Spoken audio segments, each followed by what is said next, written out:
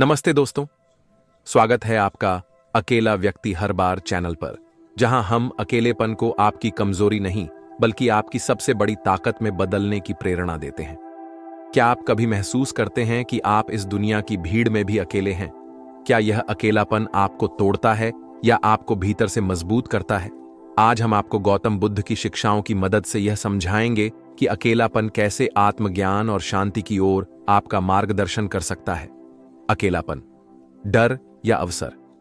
दोस्तों, अकेलापन सिर्फ एक स्थिति नहीं है, यह एक मौका है। बुद्ध कहते हैं, अपने दीपक स्वयं बनो। इसका अर्थ है कि जब कोई आपके साथ न हो, तब भी आप अपनी रोशनी खुद बन सकते हैं। अकेलेपन में ही हम अपनी असली पहचान खोज सकते हैं। जब गौतम बुद्ध ने अपना राजमहल और ऐशो आराम छोड़ा, तो वे पूरी तरह से अकेले थे, लेकिन उन्होंने उस अकेलेपन को कमजोरी के बजाय एक अवसर के रूप में देखा। उन्होंने ध्यान और आत्मनिरीक्षण के माध्यम से अपने भीतर की ताकत को पहचान लिया।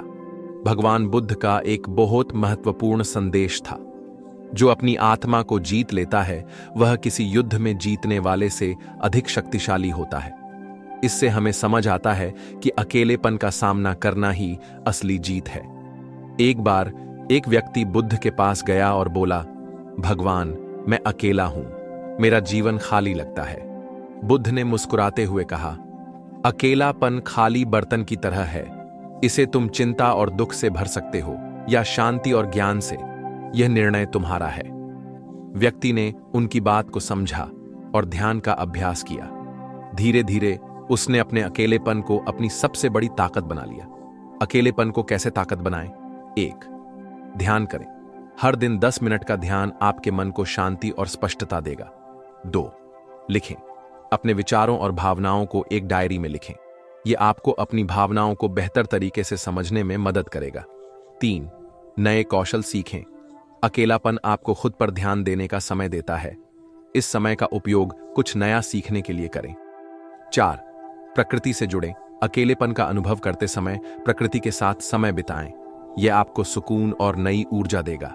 दोस्तों, अकेलापन डरने की चीज नहीं है, यह आपके आत्मज्ञान और विकास का सबसे अच्छा मौका है। अगर यह वीडियो आपके दिल को छू गया हो तो इसे लाइक करें, चैनल अकेला व्यक्ति हर बार को सब्सक्राइब करें और कमेंट में लिखें कि आप अपने अकेलेपन को कैसे देखते हैं। याद रखें, आप अकेले नहीं हैं। हर बार जब आप खुद को अकेला महसूस करें, तो जान लें कि यह समय आपकी आत्मा को मजबूत करने का है। चलिए, अब आपको बताते हैं कि खुश रहने के लिए क्या करें, अपने दुखों को ताकत में कैसे बदलें। अब हम आपको वह 10 सीख बताने वाले हैं, जिसे सुनने के बाद अवश्य आप अपने दुखों को खुशी में बदल सकते हैं। तो चलिए शुरू करते हैं। स्वागत है। आज मैं आपसे एक बहुत महत्वपूर्ण विषय पर बात करने जा रहा हूं, खुश रहने के 10 तरीके। खुशी हर इंसान की जरूरत है। हम चाहे कितने भी पैसे कमा लें, अगर खुश नहीं हैं तो वो सब व्यर्थ है। तो आइए जानते हैं वो 10 तरीके जो हमें सच्ची खुशी दे सकते हैं। आभार व्यक्त करें। अपनी जिंदगी में जो कुछ भी है उसके लिए आभारी रहें। छोटे छोटे पलों और चीजों के लिए धन्यवाद कहना सीखें। यह आपको हर स्थिति में सकारात्मक बनाए रखेगा। स्वास्थ्य का ख्याल रखें। स्वस्थ शरीर में ही स्वस्थ मन बसता है। रोजाना व्यायाम करें, संतुलित आहार लें और पर्याप्त नींद लें। ये आदतें आपकी खुशी का आधार बनेंगी। वर्तमान में जिएं। अतीत की गलतियों या भविष्य की चिंताओं में ना उलझें। वर्तमान क्षण को पूरी तरह से जिएं। यह आपको मानसिक शांति और खुशी देगा। अपने शौक पूरे करें। अपनी रुचियों और शौक को समय दें। यह न केवल आपको आत्मसंतोष देगा, बल्कि आपके अंदर रचनात्मकता भी लाएगा। सकारात्मक सोच रखें। नकारात्मक विचारों से बचें और हर स्थिति में कुछ अच्छा देखने की कोशिश करें। सकारात्मक सोच आपकी ऊर्जा को बढ़ाएगी। सहयोग और परोपकार करें। दूसरों की मदद करें। किसी की मुस्कान का कारण बनना अपने आप में एक बड़ी खुशी है। संबंधों को मजबूत करें। अपने परिवार और दोस्तों के साथ समय बिताएं। अच्छे रिश्ते मानसिक शांति और खुशी का स्रोत होते हैं। सीखने की इच्छा रखें। नई चीजें सीखते रहना आपको प्रेरित और उत्साहित रखेगा। यह आत्मविश्वास और खुशी को बढ़ाने में मदद करता है। ध्यान और प्रार्थना करें। ध्यान और प्रार्थना मन को शांत करते हैं और अंदरूनी खुशी प्रदान करते हैं। यह आपको जीवन की गहराई समझने में मदद करता है। छोटी छोटी खुशियों का आनंद लें। रोजाना की छोटी चीजों में खुशी ढूंढें, जैसे सूरज की पहली किरण, बच्चे की हंसी या एक कप चाय। इन सभी तरीकों को अपने जीवन में अपनाएं और देखिए कि आपकी जिंदगी कैसे बदलती है। खुशी आपके अंदर है, बस इसे पहचानने और अपनाने की जरूरत है। चलिए अब हम आपको खुशी के कुछ मंत्र बताते हैं, एक कहानी के माध्यम से। तो चलिए शुरू करते हैं। प्राचीन भारत की बात है, जब राजकुमार सिद्धार्थ ने राजमहल और उसकी सुख सुविधाओं को त्याग कर सत्य और शांति की खोज के लिए वन का रुख किया। वो खोज रहे थे उस सवाल का उत्तर जिसने उनकी आत्मा को झकझोर दिया था। जीवन का असली अर्थ क्या है? कई सालों तक उन्होंने तपस्या की, कठिन साधना की, लेकिन संतोष और शांति उनसे दूर ही रहे। एक दिन थके हारे सिद्धार्थ एक बोधि वृक्ष के नीचे बैठ गए। उन्होंने निश्चय किया कि जब तक सत्य का साक्षात्कार नहीं होगा, वो यहां से नहीं उठेंगे। उस रात चांदनी फैली हुई थी, सारा जंगल शांत था। सिद्धार्थ ने अपनी आंखें बंद की और अपने भीतर झांकने लगे। जैसे जैसे उनकी साधना गहरी होती गई, उन्हें अपने अंदर के अंधकार का सामना करना पड़ा। उनके मन में सवाल उठे, दुख क्यों होता है? इसका अंत कैसे होगा? धीरे धीरे उन्होंने महसूस किया कि दुख का कारण हमारी इच्छाएं हैं। हम बाहरी चीजों में खुशी ढूंढते हैं, लेकिन असली खुशी तो हमारे अंदर है। उन्होंने जाना कि इंसान को केवल वर्तमान में जीना चाहिए। अतीत के पछतावे और भविष्य की चिंता से मुक्त होकर जीवन का आनंद लेना चाहिए। जब सुबह हुई तो सिद्धार्थ को आत्मज्ञान प्राप्त हुआ। अब वे गौतम बुद्ध बन चुके थे। उनकी आंखों में अपार शांति और करुणा थी। उन्होंने महसूस किया कि ज्ञान केवल अपने लिए नहीं, बल्कि दूसरों की भलाई के लिए है। इसके बाद बुद्ध ने अपने ज्ञान को फैलाने का कार्य शुरू किया। एक दिन एक महिला उनके पास आई। उसका नाम किसा गौतमी था। वह अपने मृत बच्चे को लेकर रो रही थी। उसने बुद्ध से विनती की, हे भगवान, मेरे बेटे को वापस जीवित कर दीजिए, मैं उसके बिना नहीं जी सकती। बुद्ध ने उसे शांतिपूर्वक देखा और कहा, मैं तुम्हारे बेटे को जीवित कर दूंगा, लेकिन पहले मुझे एक ऐसा घर खोज कर दो जहां कभी किसी की मृत्यु ना हुई हो। किसा गौतमी ने तुरंत खोज शुरू की। वह हर घर गई, लेकिन हर जगह उसे वही जवाब मिला, हमने भी अपनों को खोया है। धीरे धीरे उसे समझ में आया कि मृत्यु जीवन का अटूट हिस्सा है। वह बुद्ध के पास लौटी और बोली, अब मैं समझ गई हूं कि जीवन अनित्य है। मैं अपने दुख को समझकर इसे स्वीकार कर रही हूं। बुद्ध ने मुस्कुराकर कहा, समझ ही मुक्ति है। दुख को स्वीकार कर लेना ही सच्ची शांति का रास्ता है। गौतम बुद्ध की शिक्षाएं हमें सिखाती हैं कि जीवन में हर चीज क्षणिक है। दुख, सुख, जीत, हार, लेकिन सच्ची खुशी हमारे अंदर छिपी है। जब हम अपने अंतर्मन की रोशनी को पहचानते हैं, तभी हमें सच्ची शांति मिलती है। इस कहानी का संदेश है कि हमें दुखों से भागना नहीं चाहिए, बल्कि उन्हें समझकर स्वीकार करना चाहिए। यही हमारे जीवन को संतुलित और शांत बना सकता है। भावनाओं और शिक्षा से भरी इस कहानी से हमें यह सीख मिलती है कि जीवन में सही दृष्टिकोण अपनाकर ही हम सच्ची खुशी और शांति पा सकते हैं। चलिए अब एक और कहानी के माध्यम से हम जानेंगे कि खुश कैसे रहे, ऐसा क्या करें कि हर गम में भी खुश रहे। तो चलिए जानते हैं एक साधु की कहानी के माध्यम से। खुश रहने के सबसे आसान तरीके क्या है? हमें लगता है कि खुश रहने के लिए कुछ खास तरह के हालात होने चाहिए, तभी हम खुश रह सकते हैं। हम आपको 10 सीख बताते हैं जिनकी मदद से आप आनंद पा सकते हैं। हम जीवन में जो भी करते हैं खुशी पाने के लिए करते हैं, लेकिन दुर्भाग्य से खुश रहना काफी मुश्किल काम लगता है। हमें लगता है कि खुश रहने के लिए कुछ खास तरह के हालात होने चाहिए, तभी हम खुश रह सकते हैं, लेकिन ऐसा नहीं है। हम बता रहे हैं कुछ आसान से नुस्खे जिन्हें अपनाकर आप हर हाल में हम खुश रह सकते हैं। जब आप बुनियादी रूप से खुश होते हैं, जब आपको खुश रहने के लिए कुछ करना नहीं पड़ता, तो आपके जीवन के हर आयाम में बदलाव आ जाएगा। आपके अनुभवों में और खुद को व्यक्त करने के तरीकों में बदलाव आ जाएगा। आपको पूरी दुनिया बदली हुई लगेगी। आपका अब कोई निहित स्वार्थ नहीं होगा, क्योंकि चाहे आप कुछ करें या ना करें, चाहे आपको कुछ मिले या ना मिले, चाहे कुछ हो या ना हो, आप स्वभाव से ही आनंदित होंगे।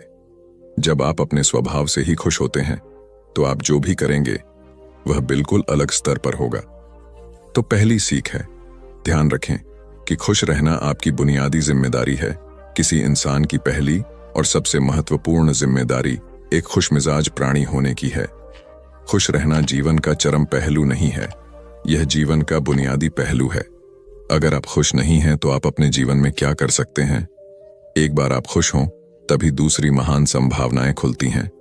चाहे आप जो भी करें, आप अपने अंदरूनी गुणों को ही विस्तार देते हैं और जगाते हैं। चाहे आप इस बात को पसंद करें या नहीं, हकीकत यही है। जब तक कि कोई महत्वपूर्ण चीज आपके भीतर घटित नहीं होती, आप दुनिया के लिए कुछ बहुत महत्वपूर्ण नहीं कर सकते। इसलिए अगर आप दुनिया के बारे में चिंतित हैं तो पहली चीज आपको यह करनी चाहिए कि खुद को एक खुशमिजाज प्राणी में रूपांतरित करें। दूसरी सीख, पहचानें कि खुशी आपकी मूल प्रकृति है। इससे कोई फर्क नहीं पड़ता कि आप अपने जीवन में क्या कर रहे हैं, चाहे वह कारोबार हो, सत्ता, शिक्षा या सेवा। आप ऐसा इसीलिए कर रहे हैं क्योंकि आपके भीतर कहीं गहराई में एक भावना है कि इससे आपको खुशी मिलेगी। इस धरती पर हम जो कुछ भी करते हैं वह खुश रहने की इच्छा से करते हैं, क्योंकि यह हमारी मूल प्रकृति है। जब आप बच्चे थे तो आप यूं ही खुश थे, वही आपकी प्रकृति है। खुशी का स्रोत आपके भीतर है, आप उसे हमेशा के लिए एक जीवंत अनुभव बना सकते हैं। तीसरी सीख, चीजों का महत्व पहचानें। आज सुबह क्या आपने देखा कि सूर्य बहुत अद्भुत तरीके से उगा? फूल खिले, कोई सितारा नीचे नहीं गिरा, तारामंडल बहुत अच्छी तरह काम कर रहे हैं, सब कुछ व्यवस्थित है। आज समूचा ब्रह्मांड बहुत बढ़िया तरीके से काम कर रहा है, मगर आपके दिमाग में आया किसी विचार का एक कीड़ा आपको यह मानने पर मजबूर कर देता है कि आज बुरा दिन है। कष्ट मुख्य रूप से इसलिए होता है क्योंकि ज्यादातर इंसान इस जीवन के प्रति सही नजरिया खो बैठे हैं। उनकी मनोवैज्ञानिक प्रक्रिया अस्तित्व की प्रक्रिया से कहीं बड़ी हो गई है, या सीधे सीधे कहें तो आपने अपनी रचना को सृष्टा की सृष्टि से कहीं अधिक महत्वपूर्ण बना दिया है। यह सारी पीड़ा का बुनियादी स्रोत है। हम इस बात की पूरी समझ खो बैठे हैं कि यहां जीवित रहने के क्या मायने हैं। आपके दिमाग में आया कोई विचार या आपके मन की कोई भावना फिलहाल आपके अनुभव की प्रकृति को तय करती है, और यह भी हो सकता है कि आपके विचार और भावना का आपके जीवन की सीमित हकीकत से कोई लेना देना न हो। पूरी सृष्टि बहुत बढ़िया तरीके से घटित हो रही है, मगर सिर्फ एक विचार या भावना सब कुछ नष्ट कर सकती है। चौथी सीख है, अपने मन या दिमाग को उसके असली रूप में देखें। जिसे आप मेरा मन कहते हैं वह असल में आपका नहीं है। आपका अपना कोई मन नहीं है, कृपया इस पर ध्यान दें। जिसे आप मेरा मन कहते हैं वह बस समाज का कूड़ेदान है। कोई भी और हर कोई जो आपके पास से गुजरता है वह आपके दिमाग में कुछ ना कुछ डाल जाता है। आप वाकई यह चुन नहीं सकते कि किससे आपको चीजें ग्रहण करनी हैं और किससे नहीं करनी। अगर आप कहते हैं मुझे यह व्यक्ति पसंद नहीं है, तो आप किसी भी और से ज्यादा उस इंसान से ग्रहण करेंगे। आपके पास कोई चारा नहीं है। अगर आपको इस बात की जानकारी हो कि उसे ठीक करके कैसे इस्तेमाल करना है, तो यह कूड़ेदान उपयोगी हो सकता है। असर और जानकारी का यह ढेर जो आपने जमा किया है वह सिर्फ दुनिया में जीवित रहने के लिए उपयोगी है। आप कौन हैं इससे उसका कोई संबंध नहीं है। पांचवी सीख, मन से अपने बुनियादी अस्तित्व की ओर बढ़ें। जब हम किसी आध्यात्मिक प्रक्रिया की बात करते हैं तो हम मन से अपने बुनियादी अस्तित्व की ओर जाने की बात करते हैं। जीवन का संबंध इस सृष्टि से है जो यहाँ मौजूद है। उसे पूरी तरह जानना और उसके असली रूप में उसका अनुभव करना, अपने मन मुताबिक उसे विकृत न करना ही जीवन है। अगर आप अस्तित्व की हकीकत की ओर बढ़ना चाहते हैं तो सरल शब्दों में आपको बस इस बात का ध्यान रखना होगा कि जो आप सोचते हैं वह महत्वपूर्ण नहीं है, जो आप महसूस करते हैं वह महत्वपूर्ण नहीं है। आप जो सोचते हैं उसका हकीकत से कोई लेना देना नहीं है, उसका जीवन के लिए कोई बड़ा महत्व नहीं है। मन बस उन फालतू चीजों में उलझा रहता है जो आपने कहीं और से इकट्ठा किया है। अगर आपको वह महत्वपूर्ण लगता है तो आप कभी उसके परे नहीं देख पाएंगे। आपका ध्यान स्वाभाविक रूप से उस दिशा में जाता है जिसे आप महत्वपूर्ण मानते हैं। अगर आपके विचार और आपकी भावनाएं आपके लिए अहम हैं तो स्वाभाविक रूप से आपका सारा ध्यान वहीं होगा। मगर यह सिर्फ एक मनोवैज्ञानिक हकीकत है। इसका अस्तित्व में मौजूद चीजों से कोई लेना देना नहीं है। कष्ट हम पर बरसाया नहीं जाता, उसे पैदा किया जाता है और उसे बनाने वाला कारखाना आपके मन में है। अब इस कारखाने को बंद करने का समय है। छठी सीख, सब कुछ पाने की कोशिश न करें, अभिव्यक्त करना शुरू करें। आज हम इतने जोर शोर से खुशी की तलाश कर रहे हैं कि धरती का जीवन ही खतरे में पड़ गया है। खुशी की तलाश में न रहें, दुनिया में अपनी खुशी को अभिव्यक्त करना जानें। अगर आप मुड़कर अपने जीवन को देखें तो आपके जीवन के सबसे खूबसूरत पल वे थे जब आप अपनी खुशी को अभिव्यक्त कर रहे थे, न कि जब आप उसकी तलाश कर रहे थे। जो आप बचाते हैं वह कभी आपका गुण नहीं होगा। जो आप फैलाते हैं, जो आप बिखेरते हैं, वह आपका गुण होगा। अगर आप अपनी खुशी को बचा बचा कर रखेंगे तो जीवन के अंत में कोई ऐसा नहीं कहेगा, उसने अपने अंदर खुशी का एक एक अंश बचा कर रखा, वह बहुत खुशी के साथ मरा। वे कहेंगे, यह भयानक प्राणी अपनी जिंदगी में कभी मुस्कुराया तक नहीं। लेकिन अगर आप हर दिन अपनी खुशी और प्यार को फैलाएंगे तो लोग कहेंगे, अरे वह एक खुश मिजाज और प्यार करने वाला इंसान था। 7वीं सीख, पंटर, सुख और दुख में मुस्कुराइए। सुबह जब आप उठते हैं तो पहली चीज आपको यह करनी चाहिए कि आप मुस्कुराएं। किस पर? किसी पर नहीं, क्योंकि आप जगे, यह कोई छोटी बात नहीं है। लाखों लोग जो कल रात सोए थे आज नहीं उठे, मगर आप और मैं उठे। क्या यह बहुत बढ़िया बात नहीं है कि आप जगे? इसलिए अपने जगने पर मुस्कुराइए। इसके बाद आसपास देखिए और अगर कोई है तो उन्हें देखकर मुस्कुराइए। बहुत सारे लोगों के साथ ऐसा हुआ कि उनका कोई प्रियजन आज सुबह नहीं जगा। आपको जो भी लोग प्यारे हैं वे जगे। वाह, ये तो बहुत अच्छा दिन है ना? फिर बाहर जाइए और पेड़ों को देखिए, वे भी पिछली रात को नष्ट नहीं हुए। बहुत से लोगों को यह अजीब लग सकता है, मगर आपको इसका महत्व तब पता चलेगा जब आपका कोई प्रियजन सुबह नहीं उठेगा। इसका महत्व जानने के लिए तब तक का इंतजार न करें। यह कोई अजीब या हंसने वाली बात नहीं है। यह सबसे कीमती चीज है कि आप जीवित हैं और जो भी आपके लिए मायने रखता है वह जीवित है।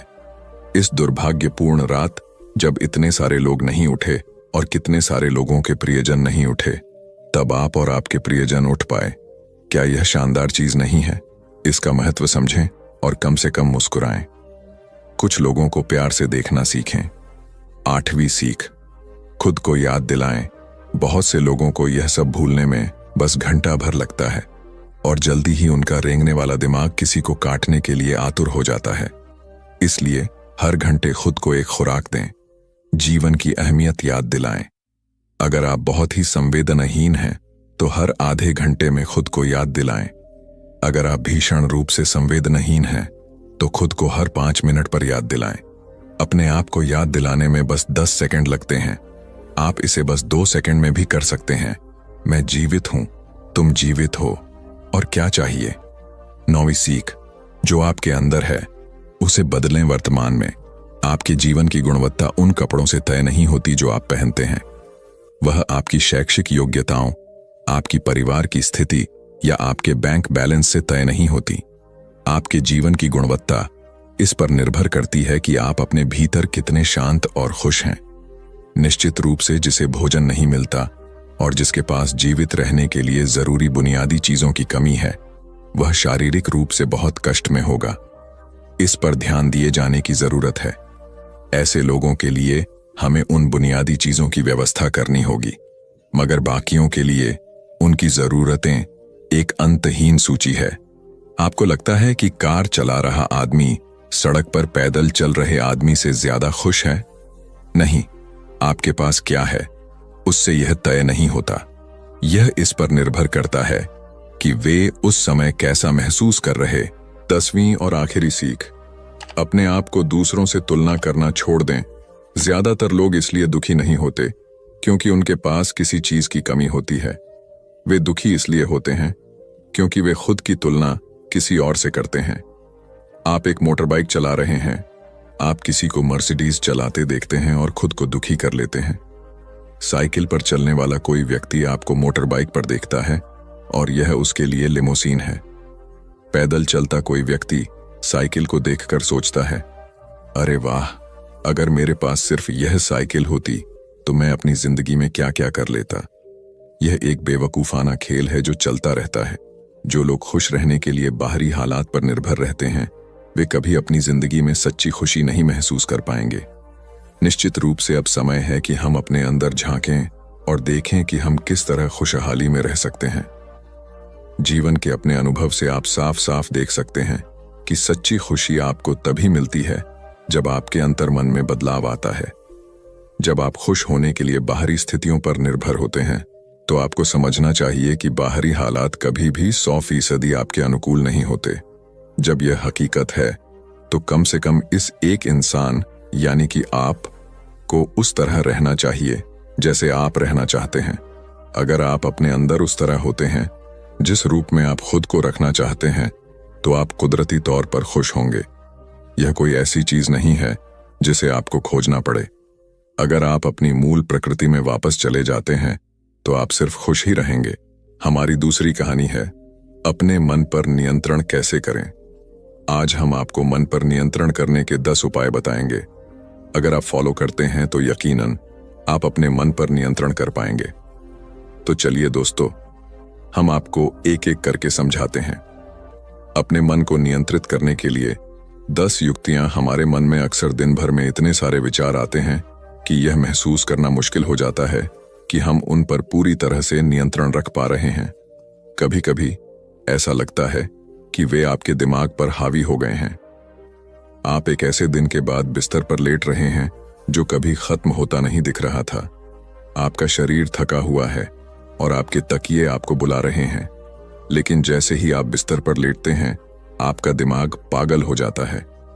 ये विचार अचानक से आपके दिमाग में आते हैं और आपको नहीं पता कि इनके बारे में क्या करना है। अचानक आप तनाव में आ जाते हैं और आपको लगता है कि आप कभी सो नहीं पाएंगे। तब आपको पता चलेगा कि आपको अपने मन को नियंत्रित करना सीखना होगा। आप सीख सकते हैं कि उन अवांछित नकारात्मक विचारों को अधिक सकारात्मक सोच के लिए कैसे बदला जाए। यह आपकी उंगलियों के इशारे से नहीं होगा, लेकिन निरंतर प्रयास से आप अपने विचारों को अधिक उत्पादक, सकारात्मक चीजों पर केंद्रित करने में सक्षम होंगे। आइए जानें कि अपने विचारों को नियंत्रित करना क्यों महत्वपूर्ण है और हमारे विचार हमारे शरीर के बाकी हिस्सों से किस प्रकार जुड़े हुए हैं। अवांछित विचार क्या हैं?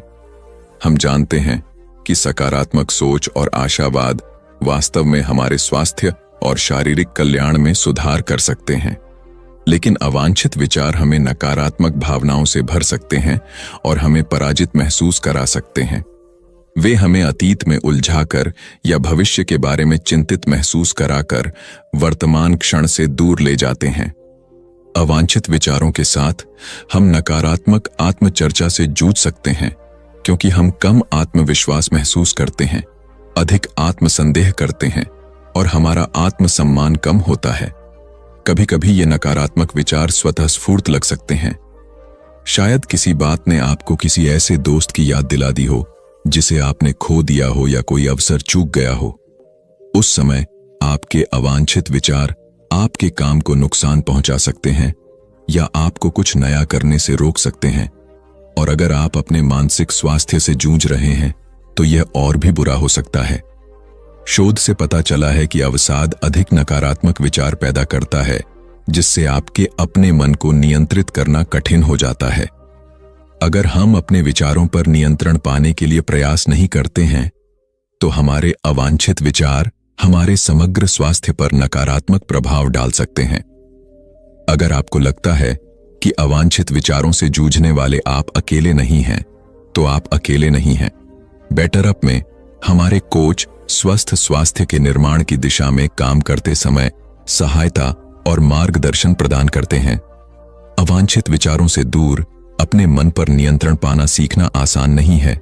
इसके लिए कड़ी मेहनत और भरपूर ध्यान की आवश्यकता होती है। कुछ दिनों में आपके अवांछित विचार आप पर भारी पड़ सकते हैं, लेकिन महत्वपूर्ण बात यह है कि आप इस विचार से बचें। क्या आप अपने मन को नियंत्रित कर सकते हैं?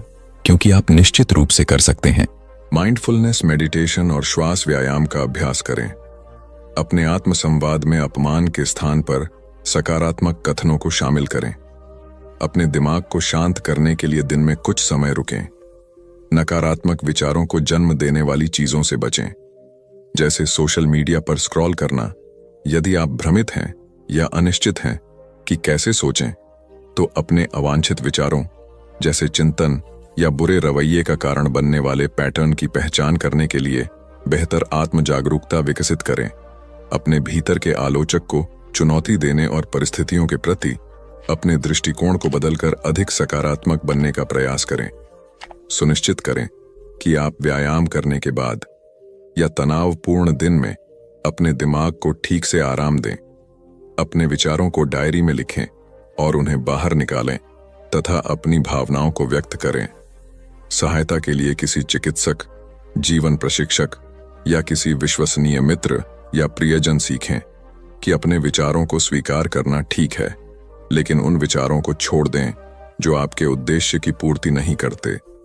नकारात्मक, निराशावादी लोगों की बातें सुनना बंद करें और उनकी सलाह पर ध्यान न दें। जब आप अवांछित विचारों से अभिभूत हो जाएं, तो सकारात्मक कल्पना का अभ्यास करें। अपना ध्यान भटकाएं, चाहे वह किसी दोस्त को कॉल करना हो, कोई शो देखना हो या टहलने जाना हो। कुर्सी पर आराम करती महिला अपने मन को कैसे नियंत्रित करें?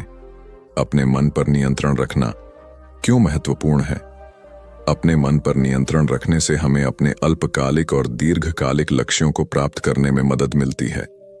यह हमें एक स्पष्ट, आत्मविश्वासी, विकास मानसिकता के साथ पेशेवर और व्यक्तिगत रूप से अपने दिन गुजारने में मदद करता है। जब हमारे मन पर आक्रमण हो रहा हो, तो अपने लक्ष्यों को प्राप्त करना कठिन हो जाता है, विशेषकर तब जब आक्रमण हमारे भीतर से हो रहा हो। ये हमले हमारा ध्यान भटका सकते हैं, हमें खुद पर संदेह करवा सकते हैं और हमारी प्रगति को पटरी से उतार सकते हैं।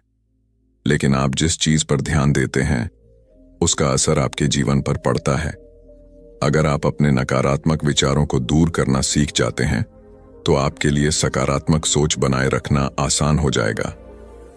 नकारात्मक सोच से बचने पर अपना ध्यान केंद्रित करने की कोशिश करें। अधिक केंद्रित मानसिकता के साथ, जो अवांछित विचारों से दबी हुई नहीं है, हम वह हासिल कर सकते हैं जिसे हम हासिल करना चाहते हैं। कभी कभी हमें अपने मन को उन विचारों से दूर रखना पड़ता है जो सकारात्मक लगते हैं, लेकिन वास्तव में हमें किसी नकारात्मक या परेशान करने वाली चीज की ओर ले जा सकते हैं। अपने परिवेश के बारे में यथार्थवादी होना और स्वस्थ आशावादी होना महत्वपूर्ण है। बहुत ज्यादा सकारात्मक होना, इस हद तक कि यह विषाक्त हो जाए, हमारे दिमाग के लिए भी अच्छा नहीं है। इसे पहचानना और नियंत्रित करना उतना ही महत्वपूर्ण है जितना कि अपने अवांछित विचारों को प्रबंधित करना। अपने मन को नियंत्रित करने के क्या लाभ हैं? अपने विचारों पर नियंत्रण रखने से आपको कई अलग अलग लाभ मिलते हैं जो आपके जीवन के हर पहलू को प्रभावित करते हैं। हमारा मानव मस्तिष्क पेशेवर और व्यक्तिगत दोनों तरह से कड़ी मेहनत करता है, इसलिए अपने मन को नियंत्रित करने के लाभ बहुत दूर तक फैले हुए हैं।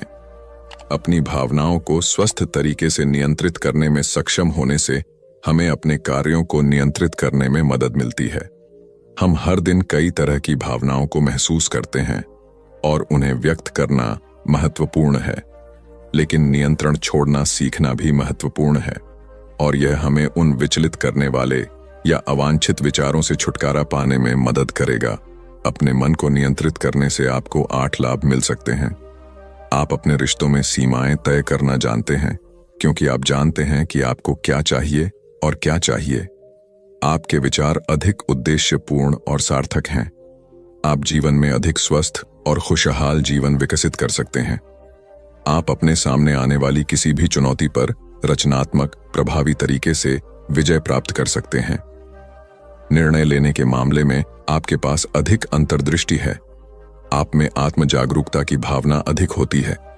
आप रात को बेहतर नींद लेते हैं क्योंकि आपका मन शांत रहता है। आप अपने विचारों के प्रति सजग हैं, चाहे वे सकारात्मक हों या नकारात्मक। हम कई स्थितियों में सावधान और नियंत्रण में रहने का अनुभव कर सकते हैं।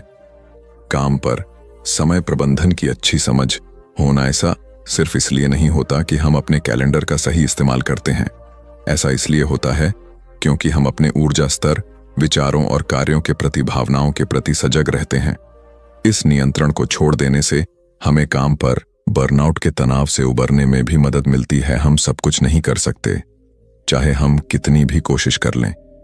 अगर हम चिंता या उच्च तनाव के स्तर पर हैं, तो माइंडफुलनेस तब मददगार हो सकती है जब हम अपने मन को नियंत्रित करना सीख लें। माइंडफुल प्रैक्टिस हमें अपने तनाव को प्रबंधित करने और उसे कम करने में मदद करती है। शोध में यह भी पाया गया है कि माइंडफुलनेस मेडिटेशन और गहरी सांस लेने से लोगों को चिंता पर काबू पाने में मदद मिलती है। अपने मन पर ध्यान केंद्रित करने से हम अपने कार्यों और व्यवहार के साथ अधिक जानबूझकर हो सकते हैं। मन, शरीर और भावनाओं के बीच संबंध हमने अपने विचारों के बारे में बहुत बात की है, लेकिन हम यह नहीं भूल सकते कि हमें अपने मन को नियंत्रित करने के लिए अपने शरीर की स्थिति और भावनाओं के बारे में जागरूक होने की आवश्यकता है।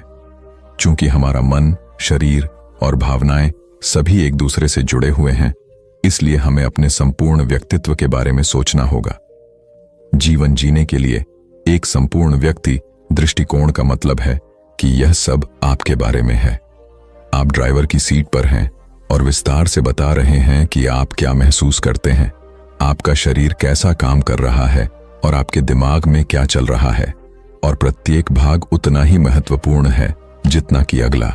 जब आप अपने अवचेतन मन को नियंत्रित करना सीखने की कोशिश कर रहे हैं और इसके विपरीत, तो आप अपने भौतिक शरीर को कैसा महसूस होता है इसकी उपेक्षा नहीं कर सकते। हमारे मन, शरीर और आत्मा के बीच संतुलन बनाने का प्रयास, इससे हमें समग्र रूप से स्वस्थ रहने में मदद मिलेगी और हमारे निजी और पेशेवर जीवन को विपरीत नहीं माना जा सकता। अगर हमारा निजी जीवन स्वस्थ है लेकिन हमारा करियर हम पर भारी पड़ रहा है, तो हमारा समग्र स्वास्थ्य प्रभावित होता है। अपने करियर में सफल होने के लिए यह भी जरूरी है कि हम रात को ठीक से सोएं, संतुलित भोजन करें और सामाजिक संबंध बनाएं। अगर आप किसी एक क्षेत्र की उपेक्षा कर रहे हैं क्योंकि वह महत्वहीन लगता है, तो आप अपना जीवन नहीं बदल सकते। आप एक संपूर्ण व्यक्ति हैं और आपको अपने संपूर्ण स्व का ध्यान रखना चाहिए। याद रखें, आप अपने मन के मालिक हैं, जैसा कि संपूर्ण व्यक्ति दृष्टिकोण बताता है। अपने आप को यह याद दिलाना महत्वपूर्ण है कि आप नियंत्रण में हैं। कोई और आपको यह नहीं बता सकता कि आपको क्या सोचना चाहिए या क्या नहीं, इसलिए यह आप पर निर्भर है कि आप क्या काम करते हैं। कभी कभी अपने अवांछित विचारों को चुनौती देना और उन्हें दूर करने के लिए आवश्यक कड़ी मेहनत करना कठिन हो सकता है, लेकिन बहादुर बनकर और अब भी नकारात्मक विचारों से निपटना भविष्य में स्वस्थ, अधिक सकारात्मक सोच के लिए जगह बनाएगा। आप तय करते हैं कि आपके मन में कौन से विचार आते हैं और आप उनसे कैसे बातचीत करते हैं। भविष्य में अपने आप से पूछें, क्या आप अपने मन को खुद पर नियंत्रण करने देंगे या आप अपने मन को नियंत्रित करना सीखने की दिशा में काम करेंगे।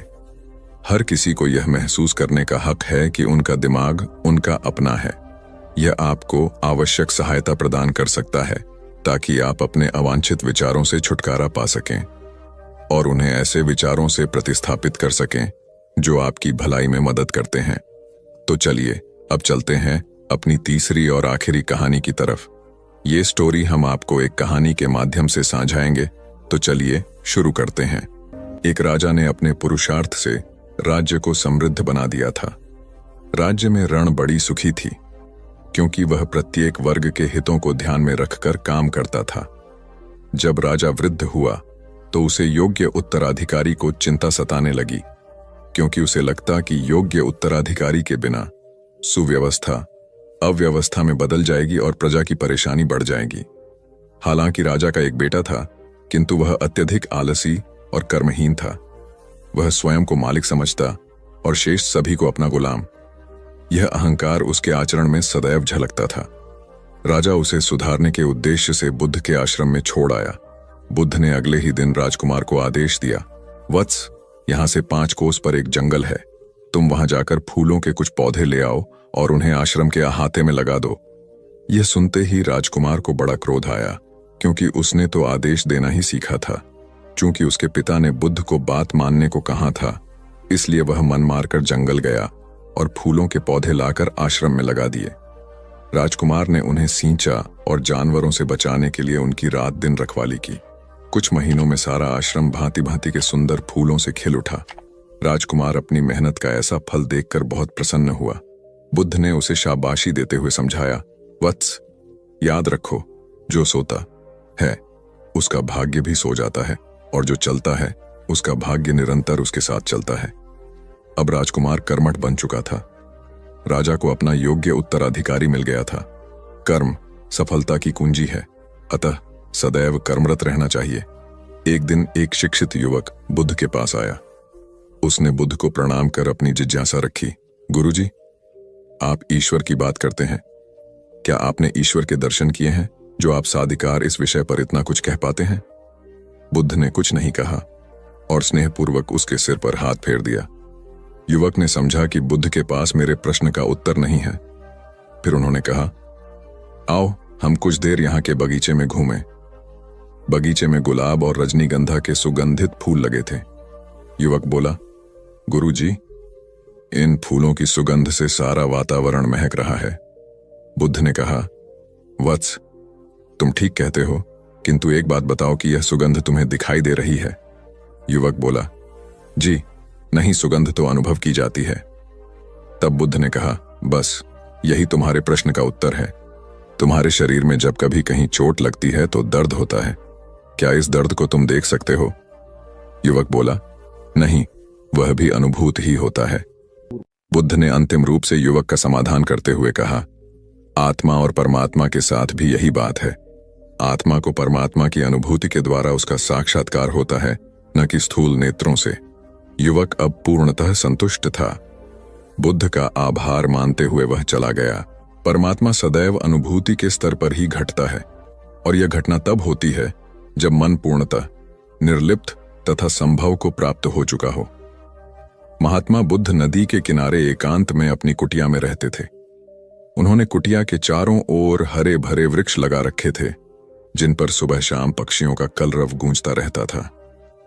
प्रकृति का यह मधुर सान्निध्य महात्मा बुद्ध को सदैव आनंदित रखता था। पक्षी और पेड़ पौधे तो मानो उनका परिवार ही बन गए थे। एक दिन महात्मा बुद्ध प्रातःकालीन उठे ही थे कि द्वार पर उन्हें एक सेठ जी खड़े नजर आए। उन्हें चिंताग्रस्त देख महात्मा बुद्ध ने उनसे समस्या जाननी चाहिए। सेठ जी बोले, महाराज, मेरे पास विशाल संपदा है, भरा पूरा परिवार है और मुझे कोई रोग भी नहीं है। फिर भी मुझे नींद नहीं आती, रात भर करवटें ही बदलता रहता हूं। महात्मा बुद्ध ने आत्मीयता से सेठ जी के सिर पर हाथ फेरकर कहा, सेठ, तुम्हारे पास सब कुछ भले ही हो, किंतु वह नहीं है जो नींद के लिए आवश्यक है। सेठ ने पूछा, वह क्या है महाराज? महात्मा बोले, तुम चारों ओर चिंताओं से घिरे हो। धन संपत्ति की चिंता, व्यापार व्यवसाय की चिंता, परिवार की चिंता। स्मरण रखो कि चिंता चैन में शत्रुता है। सेठ ने इससे बचने का उपाय पूछा तो उन्होंने कहा, तुम प्रकृति से शिक्षा ग्रहण करो। पेड़ पौधे, फूल, पानी और प्रकाश के रूप में उसकी अनंत संपदा चारों ओर बिखरी हुई है, किंतु वह चिंता मुक्त है। अपनी इस दौलत को पूरी दुनिया पर दोनों हाथों से सत्य लुटाती रहती है। तुम यदि उससे प्रेरणा लेकर अपना जीवन भी उसके अनुरूप बना लोगे तो तुम्हें न केवल नींद आएगी बल्कि अतीव शांति महसूस होगी। सेठ ने महात्मा बुद्ध की बात का मर्म समझा और लोक कल्याण की राह पर चल पड़ा। धन और ज्ञान देने से बढ़ते ही हैं, इसलिए इनके संग्रह के साथ साथ इनके दान की वृत्ति भी रखनी चाहिए। एक गरीब किसान गौतम बुद्ध का बहुत बड़ा भक्त था। एक दिन वह बुद्ध के पास आया और अपने गांव आने का आग्रह किया। बुद्ध उसके गांव पहुंचे तो सारा गांव उन्हें देखने व सुनने के लिए उमड़ पड़ा, किंतु वह किसान नहीं आया। हुआ यह कि उसी दिन किसान के बैलों की जोड़ी कहीं खो गई। किसान इस दुविधा में रहा कि बुद्ध का प्रवचन सुने या अपने बैलों को खोजे। काफी सोचने के बाद उसने अपने बैलों को खोजने का निर्णय किया। घंटों भटकने के बाद बैल मिले। थकाहारा किसान घर आया और भोजन कर सो गया। अगले दिन वह अति संकोच से क्षमा प्रार्थी बन बुद्ध के पास पहुंचा तो वे बड़े स्नेह से बोले, मेरी दृष्टि में यह किसान मेरा सच्चा अनुयायी है। इसने उपदेश से अधिक महत्व कर्म को दिया। यदि यह कल बैलों को न ढूंढते हुए उपदेश सुनता तो मेरी बातें इसकी समझ में नहीं आती, क्योंकि मन बैलों में अटका रहता। इसने कर्म को महत्व देकर प्रशंसनीय काम किया। सार यह है कि हम जहां जिस भूमिका में हों उसका ईमानदारी से निर्वाह करें यही सच्ची आध्यात्मिकता है, क्योंकि प्रत्येक धर्म कर्म को ही सर्वोपरि महत्व देता है। गौतम बुद्ध को उनके अनुयायी यदि स्नेह से कहीं बुलाते तो वे अवश्य जाते। फिर जब बुद्ध पहुंचते तो श्रोताओं की भारी भीड़ उमड़ पड़ती। बुद्ध के वचनों में जो अमृतत्व होता था उसका पान करना सभी को प्रीतिकर लगता था। उनके उपदेशों में ऐसा कुछ अवश्य होता था जिससे गंभीर समस्याएं सुलझ जाती और कुछ न कुछ सार्थक भी प्राप्त हो। सार यह है कि हम जहां जिस भूमिका में हो उसका ईमानदारी से निर्वाह करें। यही सच्ची आध्यात्मिकता है, क्योंकि प्रत्येक धर्म कर्म को ही सर्वोपरि महत्व देता है। गौतम बुद्ध के पास उनका प्रिय शिष्य पूर्ण पहुंचा। बुद्ध ध्यानावस्था में बैठे थे। पूर्ण के पहुंचने पर उन्होंने आंखें थोड़ी सी खोली और पूर्ण से आने का कारण पूछा तो उसने कहा, मैं धर्म प्रचार के लिए जाना चाहता हूं, आपकी आज्ञा चाहिए। बुद्ध मुस्कुराए और कहा कि पूर्ण, धर्म की राह बहुत मुश्किल है। तुम लोगों को अच्छी बातें बताने जाओगे और लोग तुम पर नाराज होंगे, हो सकता है कि अपशब्द भी कहे। इस पर पूर्ण ने कहा, कोई बात नहीं, मैं यह सोचकर उनकी बातों पर ध्यान नहीं दूंगा कि उन्होंने अपशब्द ही कहे, पिटाई तो नहीं की। बुद्ध बोले, हो सकता है कि कुछ लोग हाथ उठा दें। पूर्ण ने कहा, तब मैं यह सोचकर उन्हें क्षमा कर दूंगा कि उन्होंने मुझ पर शस्त्रों से प्रहार तो नहीं किया। बुद्ध फिर बोले, हे पूर्ण, हो सकता है कि कुछ लोग तुम पर शस्त्रों का भी उपयोग करें। पूर्ण ने उत्तर दिया, तब मैं यह सोचकर उनके प्रति कोई प्रतिकार की भावना नहीं रखूंगा कि उन्होंने मुझे मारा, पर जान से तो नहीं मार डाला, मुझे जीवित छोड़ दिया। बुद्ध ने फिर कहा, और यदि तुम्हारे प्राण ही ले लिए तब? पूर्ण ने तत्क्षण सिर झुकाकर कहा, तब मैं उनका आभारी रहूंगा कि उन्होंने धर्म के मार्ग पर मेरे प्राणों का उत्सर्ग करने में मेरी सहायता की। मैं उनके प्रति कृतज्ञ रहूंगा। तब बुद्ध ने आंखें खोली और आशीर्वाद देकर अनुमति दी तथा पूर्ण से कहा, अब तुम धर्म प्रचार करने के पात्र हो। जो किसी में भी कोई दोष न देखे वही सच्चा है। अच्छाई के मार्ग पर चलना बहुत मुश्किल काम है। जो इस राह पर चलता है उसके मार्ग में अनेक बाधाएं आती हैं, लेकिन जो व्यक्ति किसी में भी दोष न देखे वही बाधाओं को सहजता से पार कर अपने लक्ष्य को पूरा कर पाता है। एक बार गौतम बुद्ध जब वन से गुजर रहे थे तब एक राक्षसी हाथ में तलवार लेकर प्रकट हुई और कहा, अरे बुद्ध, आज तुम्हारे प्रेम को मेरी घृणा के सामने झुकना ही पड़ेगा। आज तुम्हारे जीवन का अंतिम दिन है। बुद्ध ने मुस्कुराते हुए उत्तर दिया, मैं घृणा, उपहास और द्वेष के आगे नतमस्तक नहीं होऊंगा। मैं निंदा, प्रशंसा अथवा उपहास किसी से भी प्रभावित नहीं होता। तुम मुझसे इतनी घृणा करती हो, पर मैं तो तुमसे भी प्रेम करता हूं। राक्षसी ने पूछा, तुम मुझसे प्रेम क्यों करते हो? बुद्ध बोले, मैं तुम्हें मां का रूप देख रहा हूं और मां तो प्रेम का रूप होती है, उसमें हिंसा हो ही नहीं सकती। इतना सुनते ही राक्षसी के हाथ से तलवार गिर पड़ी। हे बुद्ध, तुम धन्य हो। इतना कहते ही बहदेवी में बदल गई और अंतर्धान हो गई। दरअसल जो लोग दूसरों से द्वेष करते हैं, अंत में एक दिन घृणा उन्हें नष्ट कर देती है। घृणा से घिरे हुए लोगों को एक दिन घृणा ले डूबती है। प्रेम सत्य के आवरण से ढका होता है। सत्य से जुड़ा हुआ व्यक्ति सदैव आनंद में जीता है। सत्य को केवल अपने तक सीमित मत रखो, उसे अपने कर्मों में ढालना होगा।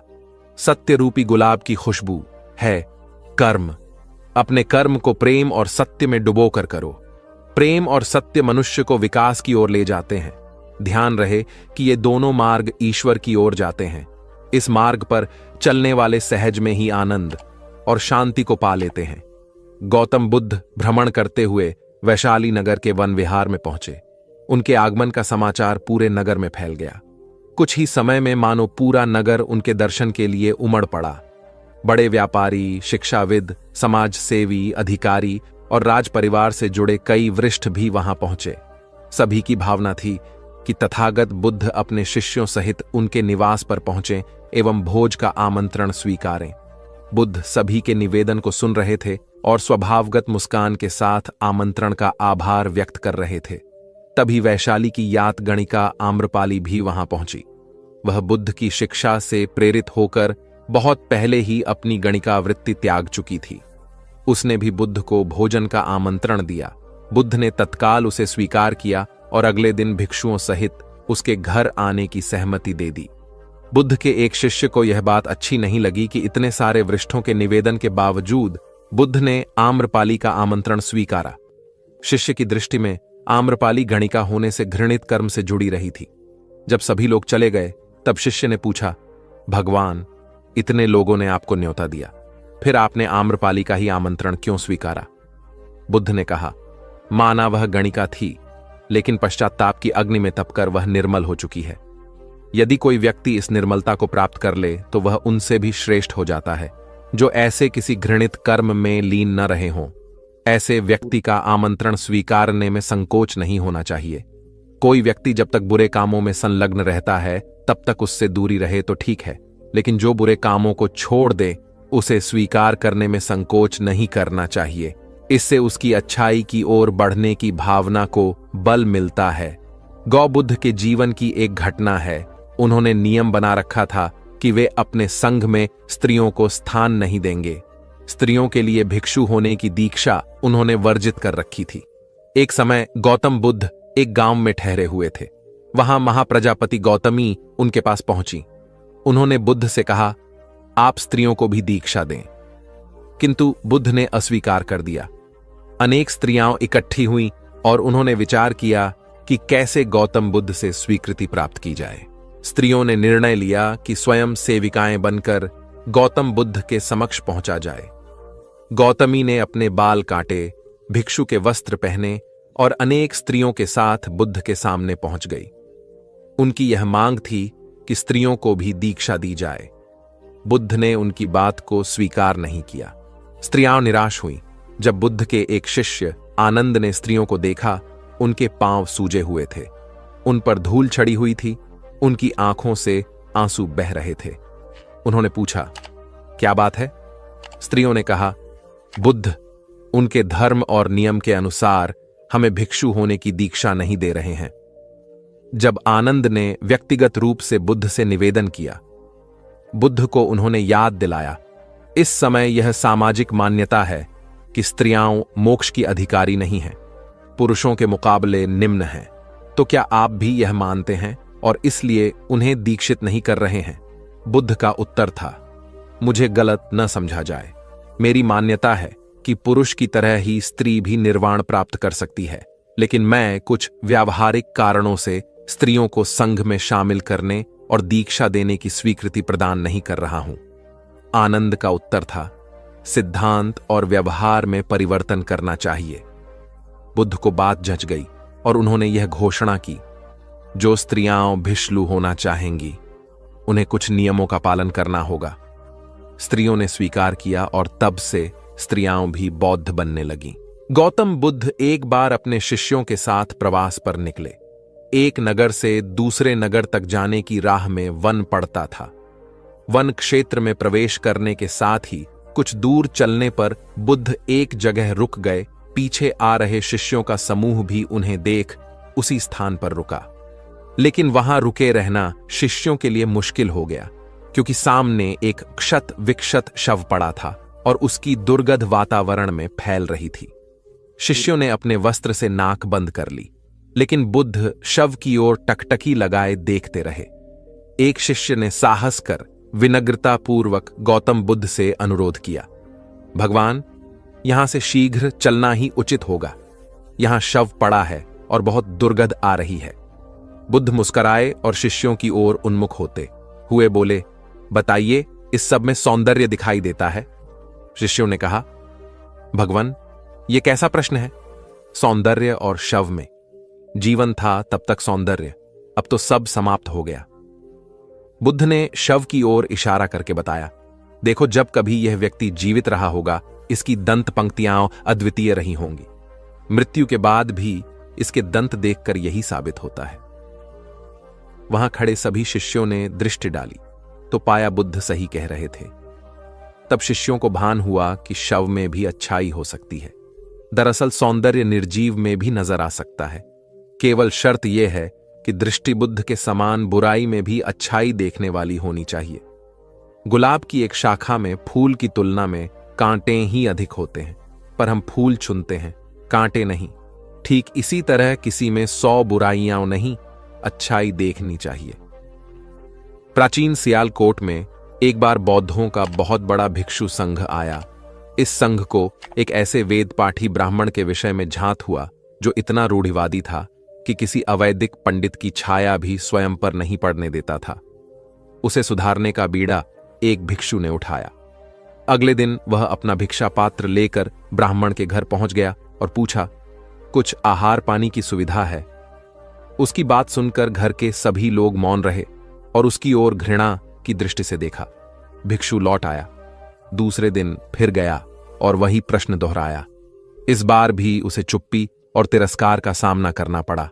वह पुनः लौट गया। एक दिन जब वह ब्राह्मण के घर पहुंचा तो ब्राह्मण वहां नहीं था। नित्य आने जाने से ब्राह्मणी का मन पसीज गया। वह बोली, मैं तो तुम्हें आहार पानी दे दूं, किंतु पंडित जी की नाराजगी के कारण विवश हूं। भिक्षु ने कहा, कोई बात नहीं बहन, मैं अपना काम करता हूं, तुम अपना काम करो। वापस लौटते हुए भिक्षु को ब्राह्मण मिल गया। उसने भिक्षु को खूब खरी खोटी सुनाई। तब भिक्षु ने कहा, इतने दिनों तक आपके घर से कुछ नहीं मिला, किंतु आज आपकी पत्नी ने नहीं दी है। अब किसी दिन हां भी मिल जाएगा। ब्राह्मण थोड़ा शांत हुआ और बोला, यह क्रम कब तक जारी रखोगे? भिक्षु ने उत्तर दिया, जब तक जीवित हूं। उसका धैर्य देख ब्राह्मण का अहंकार पिघल गया और उसने भिक्षु से क्षमा मांगी। वस्तुतः धैर्य व सहिष्णुता के बल पर बड़ी से बड़ी प्रतिकूलता को अनुकूलता में बदला जा सकता है। भगवान बुद्ध के प्रवचन सुनने के लिए एक व्यक्ति नियमित रूप से आता था। इस प्रकार उसे 1 माह हो चुका था, किंतु उसके जीवन पर कोई प्रभाव नहीं पड़ा। भगवान बुद्ध उपदेश में कहते थे कि धर्म पर चलो, अपने जीवन से राग द्वेष को दूर करो, काम क्रोध लोभ मोह और अहंकार से सदा दूर रहो। बुद्ध के उपदेशों से लोगों को बहुत शांति मिलती थी, किंतु उस व्यक्ति का मन अशांत रहता था। एक दिन उसने बुद्ध से जाकर कहा, हे प्रभु, मैं 1 माह से आपका उपदेश सुन रहा हूं, किंतु उसका तनिक भी असर मेरे आचरण पर नहीं पड़ा। मैं बहुत परेशान हूं, मुझे क्या करना चाहिए? बुद्ध उनकी बात सुनकर बोले, तुम कहां के रहने वाले हो? उसने कहा, श्रावस्ती का। बुद्ध ने अगला प्रश्न किया, वह यहां से कितनी दूर है? उसने अनुमान से बता दिया। बुद्ध ने पुनः जिज्ञासा प्रकट की, कितना समय लगता है? उस व्यक्ति ने हिसाब लगाकर बता दिया। बुद्ध ने कहा, अब बताओ कि क्या तुम यहां पर बैठे बैठे ही अपने घर पहुंच सकते हो? उसने कहा, यह कैसे हो सकता है? वहां पहुंचने के लिए तो चलना होगा। तब बुद्ध ने बड़े प्रेम से उसे समझाया, जैसे चलने पर ही पहुंचा जा सकता है, वैसे ही अच्छी बातों पर अमल करने से ही लाभ होता है। हे प्यारे, तुम मेरे ज्ञान के साथ अपने कर्म को जोड़ दो, तब तुमको उत्तम फल मिलेगा। उस व्यक्ति को अपनी गलती समझ में आ गई। उसने अपने जीवन में सुधार कर लिया, जिससे उसका जीवन सदाचारी बन गया। एक छोटी सी नदी थी, उसके दोनों किनारों पर लोग रहते थे। नदी के पानी से दोनों ओर के लोग अपना अपना काम चलाते थे और सुखमय जीवन बिताते थे। एक बार संयोग से पानी को लेकर दोनों पक्षों में तनातनी हो गई। वे एक दूसरे पर आरोप लगा रहे थे कि तुम ज्यादा पानी ले रहे हो। जब आपसी बातचीत में मामला नहीं निपटा तो वे मरने मारने पर उतारू हो गए। उनके पास जो भी हथियार थे उन्हें तत्काल निकाल लाए और एक दूसरे पर टूट पड़ने को आमादा हो गए। तभी किसी ने जाकर भगवान बुद्ध को सूचना दी। उन्होंने दोनों पक्षों के प्रतिनिधियों को बुलाया और तकरार का कारण पूछा। दोनों प्रतिनिधियों ने अपना अपना पक्ष रखा। बुद्ध ने दोनों की बातें सुनी और मुस्कुराकर कहा, तो तुम लोग क्या करोगे? दोनों प्रतिनिधियों ने आवेश में आकर कहा, हम खून की नदियां बहा देंगे। भगवान बुद्ध ने कहा, तो तुम्हें खून चाहिए? उन लोगों ने हतप्रभ होकर बुद्ध की ओर देखा, फिर बोले, नहीं, हमें पानी चाहिए। भगवान बुद्ध ने कहा, तो तुम्हें खून चाहिए? उन लोगों ने हतप्रभ होकर बुद्ध की ओर देखा, फिर बोले, नहीं, हमें पानी चाहिए।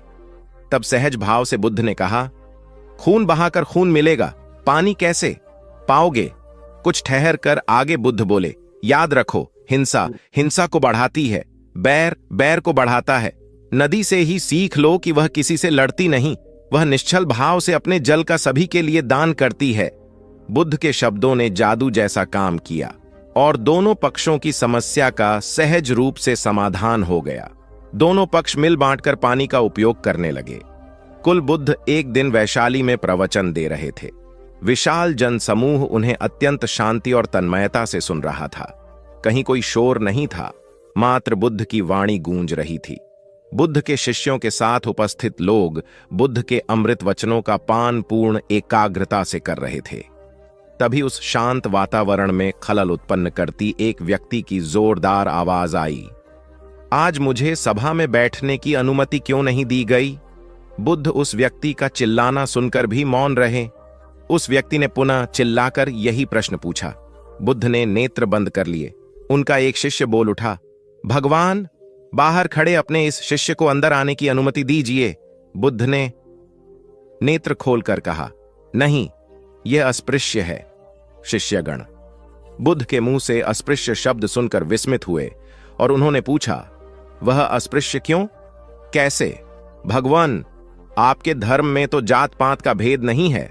बुद्ध बोले, आज यह क्रोध में आया है। क्रोध से जीवन की एकता भंग होती है। क्रोध ही मानसिक हिंसा करता है। किसी भी कारण से क्रोध करने वाला अस्पृश्य है। उसे कुछ देर तक स्मरण कर लेना चाहिए कि अहिंसा परम धर्म है। कथा का उपदेश यह है कि क्रोध एक असात्विक भाव है जो कर्ता और भोक्ता दोनों के लिए हानिकारक होता है। इससे बचते हुए शांति से विचारने व कार्य करने की प्रवृत्ति अपनानी चाहिए। शांत मन और मस्तिष्क ही विवेकपूर्ण निर्णय लेने में सक्षम होते हैं। बौद्ध संघ के एक भिक्षु को कोई गंभीर रोग हो गया। उसकी हालत इतनी खराब हो गई कि वह चल फिर भी नहीं सकता था और मल मूत्र में लिपटा पड़ा रहता था। उसकी यह हालत देख उसके साथी भिक्षु भी उसके पास नहीं आते और घृणा से मुंह फेरकर आसपास से निकल जाते थे। कुछ दिनों बाद बुद्ध को यह बात पता चली तो वे तत्काल अपने प्रिय शिष्य आनंद के साथ उस भिक्षु के पास पहुंचे। उसकी दयनीय दशा से उन्हें घोर कष्ट हुआ। उन्होंने भिक्षु से पूछा, तुम्हें कौन सा रोग हुआ है? भिक्षु बोला, भगवान, मुझे पेट की बीमारी है। बुद्ध ने स्नेह से उसके सिर पर हाथ फेरते हुए प्रश्न किया, क्या तुम्हारी परिचर्या करने वाला कोई नहीं है? भिक्षु की ना सुनते ही बुद्ध ने आनंद से कहा, पानी लेकर आओ, हम लोग पहले इसका शरीर स्वच्छ करेंगे। आनंद पानी लेकर आए। फिर बुद्ध ने भिक्षु के शरीर पर पानी डाला और आनंद ने उसके मल मूत्र को साफ किया। अच्छी तरह धो पोंछ कर बुद्ध ने भिक्षु के सिर को पकड़ा और आनंद ने पैरों को। इस प्रकार उसे उठाकर चारपाई पर लिटा दिया। फिर बुद्ध ने सारे भिक्षुओं को एकत्रित कर उन्हें समझाया, भिक्षुओं, तुम्हारे माता नहीं, पिता नहीं, भाई नहीं, बहन नहीं जो तुम्हारी सेवा करेंगे। यदि तुम परस्पर एक दूसरे की सेवा और देखभाल नहीं करोगे तो फिर कौन करेगा? याद रखो, जो रोगी की सेवा करता है वह ईश्वर की सेवा करता है। दीनहीन के प्रति करुणा व सेवा का भाव इस जगत को बुद्ध का सबसे बड़ा संदेश है जो प्रत्येक देश, काल, परिस्थिति में प्रासंगिक है। गौतम सिद्धार्थ बुद्धत्व प्राप्त करके महात्मा बुद्ध बन गए। सत्य, अहिंसा और दया की मूर्ति बुद्ध अपने शिष्यों के साथ एक गांव में पहुंचे। कुछ अज्ञानी लोग उनके विरोधी थे। वे बुद्ध को अपशब्द कहने लगे। बुद्ध के शिष्यों को बहुत बुरा लगा, मगर बुद्ध ने उन्हें समझाया, ये लोग तो केवल अपशब्द ही कह रहे हैं। अगर ये पत्थर भी मार रहे होते तो भी मैं कहता कि मारने दो। मैं जानता हूं कि ये लोग कुछ कहना चाहते हैं, लेकिन क्रोध के मारे वह कह नहीं पा रहे हैं। 10 साल पहले यदि यही लोग मुझे गाली देते तो मैं इन्हें भी गाली देता, लेकिन अब तो लेन देन से मुक्ति मिल चुकी है। क्रोध से अपशब्द निकलते हैं। यहां तो क्रोध भवन कब का ढह चुका है। अपशब्द कहने वाले बड़ी मुश्किल में पड़ गए। तभी बुद्ध ने अपने शिष्यों से पूछा, इस गांव में कुछ लोग अपशब्द कह रहे हैं, इन्हें बताओ कि वहां के लोग फल और मिठाइयां लेकर आए थे। बुद्ध ने पूछा, फिर मैंने क्या किया था? शिष्यों ने बताया, आपने सारे फल और मिठाइयां यह कहकर वापस कर दी कि अब लेने वाला विदा हो चुका है, इन्हें वापस ले जाओ। आपने कहा था कि 10 साल पहले आते तो मैं सारे उपहार ले लेता। बुद्ध ने पूछा, फिर उन लोगों ने मिठाइयों का क्या किया होगा? शिष्यों ने बताया, गांव में बांट दी होगी। बुद्ध बोले, उन लोगों ने मिठाइयां गांव में बांट दी, लेकिन मैं उन लोगों से कहूंगा कि अपशब्द में न बांटें। बुद्ध फिर बोले, ये लोग अपशब्दों के थाल सजाकर लाए हैं, लेकिन ये गलत आदमी के पास आ गए हैं। ये मुझसे क्रोध नहीं करवा सकते। ठीक खूंटी की तरह जो किसी को नहीं टांगती, लोग उस पर वस्त्र टांग देते हैं। एक बार जैतवन के सभी ग्रामवासी भगवान बुद्ध के दर्शन करने और उपदेश सुनने के लिए एकत्र हुए। उस समय महाकश्यप, मौदगल्यायन, सारिपुत्र, चुंद और देवदत्त जैसे प्रबुद्ध जन बुद्ध के साथ धर्म विषय गंभीर चर्चा में तन्मय थे। ग्रामवासी थोड़ा ठिठक कर खड़े हो गए, क्योंकि इतने ज्ञानी जनों के बीच उन सभी को असहज सा महसूस हो रहा था। कुछ देर बाद बुद्ध की दृष्टि इन ग्रामवासियों पर पड़ी। उन्होंने तुरंत धर्म चर्चा रोक दी।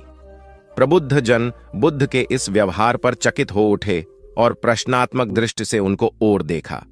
बुद्ध अनाथ पिंडक नामक जिज्ञासु से बोले, भद्र, उठो, सामने ब्राह्मण मंडली खड़ी है, उन्हें आसन दो और आतिथ्य की सामग्री ले आओ।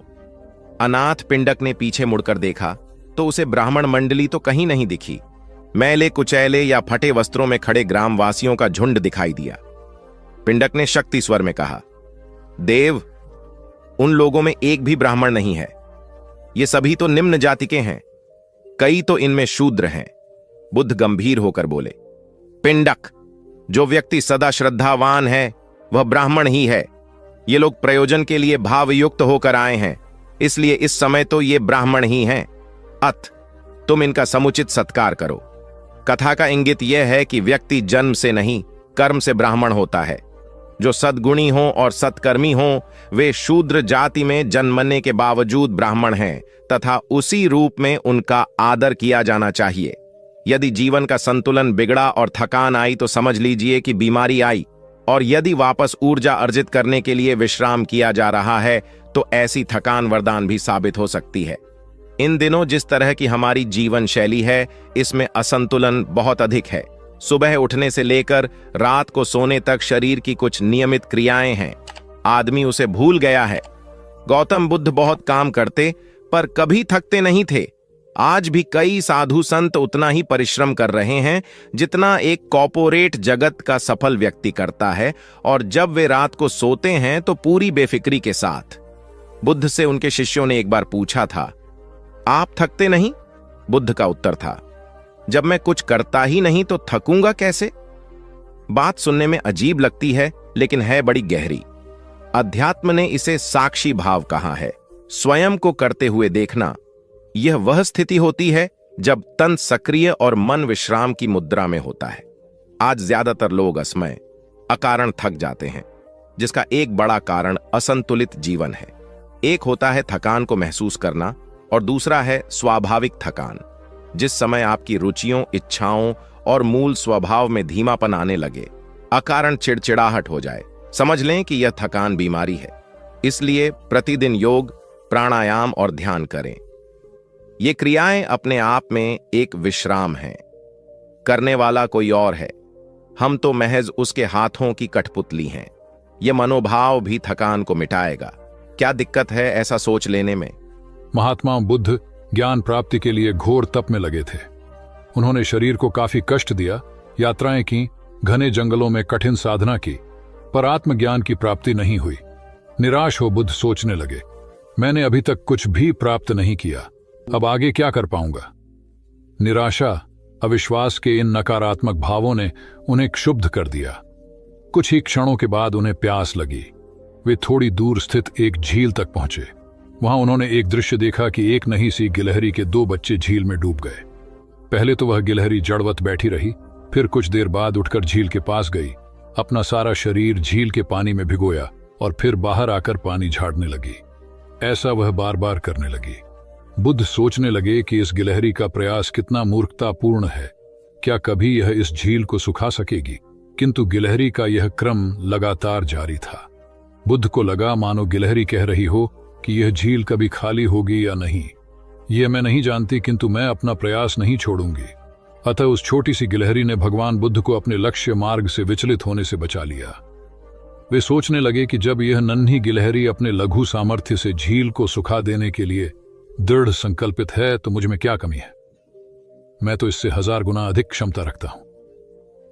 यह सोचकर गौतम बुद्ध पुनः अपनी साधना में लग गए और एक दिन बोधिवृक्ष तले उन्हें ज्ञान का आलोक प्राप्त हुआ। यह कथा असफलता के बावजूद प्रयासों की निरंतरता पर बल देती है। यदि हम प्रयास करना न छोड़े तो एक न एक दिन लक्ष्य की प्राप्ति हो ही जाती है। बुद्ध अपने साधना काल में एक निर्जन स्थान पर ध्यान मग्न बैठे थे। इसी स्थान पर एक यक्ष का वास था। ये बात बुद्ध को झांत नहीं थी। वे तो वहां पहुंचे और शांत वातावरण देखकर ध्यान मग्न हो गए। उस समय यक्ष वहां पर नहीं था। रात होने पर जब वह आया तो उस स्थान पर एक अनजान व्यक्ति को देखकर आग बबूला हो गया। बड़े जोर से वह दहाड़ा, किंतु बुद्ध का ध्यान भंग नहीं हुआ। यक्ष ने उन्हें हाथी का रूप धारण कर डराना चाहा, किंतु बुद्ध यथावत ध्यान मग्न बैठे रहे। उसने बुद्ध को डराने के लिए क्रमशः शेर, चीता, बाघ आदि का रूप धारण किया, किंतु बुद्ध अविचलित ही बने रहे। अंत में उसने भयंकर विषधर का रूप धारण कर उनके पैर के अंगूठे को ढंस लिया, किंतु बुद्ध पर उसके विष का भी कोई असर नहीं हुआ। वे अब भी अप्रभावित रहे। विषधर उनके शरीर पर चढ़ गया और उनके गले से लिपटकर उन्हें जोरों से काट लिया, लेकिन इतने प्रयासों के बावजूद भी बुद्ध की साधना को भंग नहीं कर पाया। थक हार कर नीचे उतर आया और उनसे कुछ कदमों की दूरी पर लेटकर अपनी थकान उतारने लगा। ध्यान पूर्ण होने पर बुद्ध ने उसकी तरफ देखा और उसे बहुत स्नेह से दुलारा। उनका निश्चल प्रेम देखकर सर्प का विष अमृत बन गया और यक्ष ने श्रद्धापूर्वक बुद्ध को नमन किया। कहानी का सार यह है कि मन की कलुषता पर एकाग्रता, स्नेह और संभव से ही विजय प्राप्त की जा सकती है। बौद्ध भिक्षु बोधि धर्म भ्रमण करते हुए एक गांव में पहुंचे। लोग उनका बहुत आदर करते थे। बोधि धर्म व उनके शिष्यों का ग्रामीणों ने हार्दिक सत्कार किया और फिर उनके पवित्र वचनों को सुनने के लिए उनके आसपास एकत्रित हो गए। बोधि धर्म लोगों को धर्म और आचरण विषयक अच्छी बातें सरल भाषा में समझाने लगे। तभी वहां एक व्यक्ति आया और बोधि धर्म को अपशब्द कहने लगा।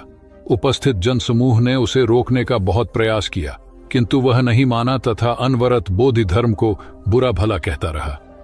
लोगों ने कहा कि महाराज, ये व्यक्ति कितना उद्दंड है, निरर्थक ही आपको अपशब्द कह रहा है। बोधि धर्म उस व्यक्ति के इस आचरण पर कदापि क्रोधित नहीं हुए और लोगों से बोले कि यह भविष्य में मेरा सबसे बड़ा भक्त बनने वाला है। लोगों ने पूछा कि कैसे? बोधि धर्म ने उत्तर दिया, कोई कुम्हार के यहां घड़ा लेने जाता है तो घड़े को बजाकर देखा जाता है कि वह फूटा हुआ तो नहीं है। जब 1-2 रुपए के घड़े को कोई इतनी परख कर सकता है तो भला जिसे गुरु मानना है उसे 10-20 गालियां दिए बगैर कैसे पहचानेगा? पहले वह परीक्षा लेगा कि गुरु में धैर्य, आक्रोश व समता भाव कितना है। यह जानने के बाद ही तो वह गुरु को स्वीकारेगा।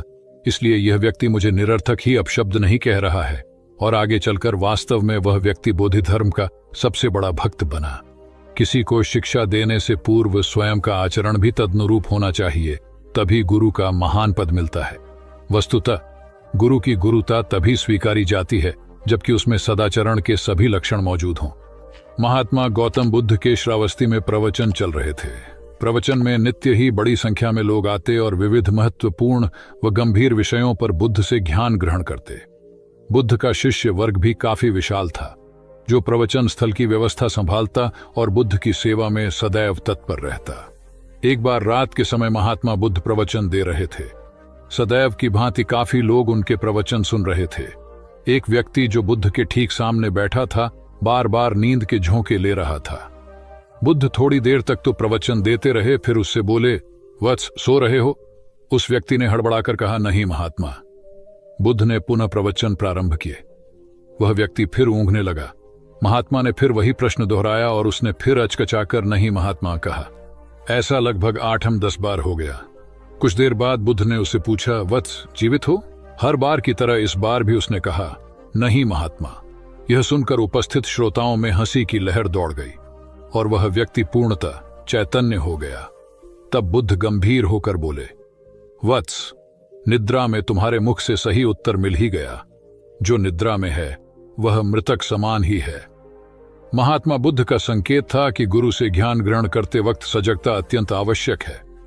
गाफिल रहने की स्थिति में ज्ञान की प्राप्ति पूर्ण नहीं होती और अधकचरा ज्ञान सदैव खतरनाक साबित होता है। कथा सिद्धार्थ के जीवन के उस दौर की है जब वे बुद्धत्व को प्राप्त नहीं हुए थे और निरंजना नदी के तटीय वनों में वृक्ष के नीचे ध्यान करते थे। सिद्धार्थ प्रतिदिन ध्यान करने के बाद पास के किसी गांव में चले जाते और भिक्षा मांगकर लौट आते। कुछ दिनों के बाद उन्होंने भिक्षाटन पर जाना बंद कर दिया, क्योंकि एक गांव के प्रधान की छोटी बेटी सुजाता उनके लिए नित्य भोजन लाने लगी। सिद्धार्थ को वह बड़े स्नेह से भोजन कराती थी। कुछ दिनों बाद उसी गांव का एक चरवाहा भी सिद्धार्थ से प्रभावित होकर उनके पास आने लगा। उसका नाम स्वस्थी था। एक दिन स्वस्थी से सिद्धार्थ बातें कर रहे थे कि सुजाता भोजन लेकर आई। जैसे ही सिद्धार्थ ने भोजन करना शुरू किया, उन्होंने बातचीत बंद कर दी। जितनी देर तक वे भोजन करते रहे, बिल्कुल चुप रहे और वहां सन्नाटा छाया रहा। स्वस्थी को हैरानी हुई। उसने सिद्धार्थ के भोजन करने के उपरांत उनसे पूछा, गुरुदेव, आप मेरे आने के बाद निरंतर वार्तालाप करते रहे, किंतु भोजन के समय एक शब्द भी नहीं बोले। इसका क्या कारण है? सिद्धार्थ बोले, भोजन का निर्माण बड़ी कठिनाई से होता है। किसान पहले बीज बोता है, फिर पौधों की रखवाली करता है और तब कहीं जाकर अनाज पैदा होता है। फिर घर की महिलाएं उसे बड़े जतन से खाने योग्य बनाती हैं। इतनी कठिनाई से तैयार भोजन का पूरा आनंद तभी संभव है जब हम पूर्णतः मौन हों। भोजन के दौरान मैं मौन रहकर उसका पूरा स्वाद लेता हूं। वस्तुतः शांति से किया गया भोजन न केवल शारीरिक भूख को तृप्त करता है, बल्कि मानसिक आनंद और सात्विक ऊर्जा भी देता है। सम्राट अशोक संपूर्ण भारत को अपने राज्य में मिलाना चाहते थे, पर कलिंग के युद्ध में हुए रक्तपात को देखकर उन्हें अत्यधिक दुख पहुंचा।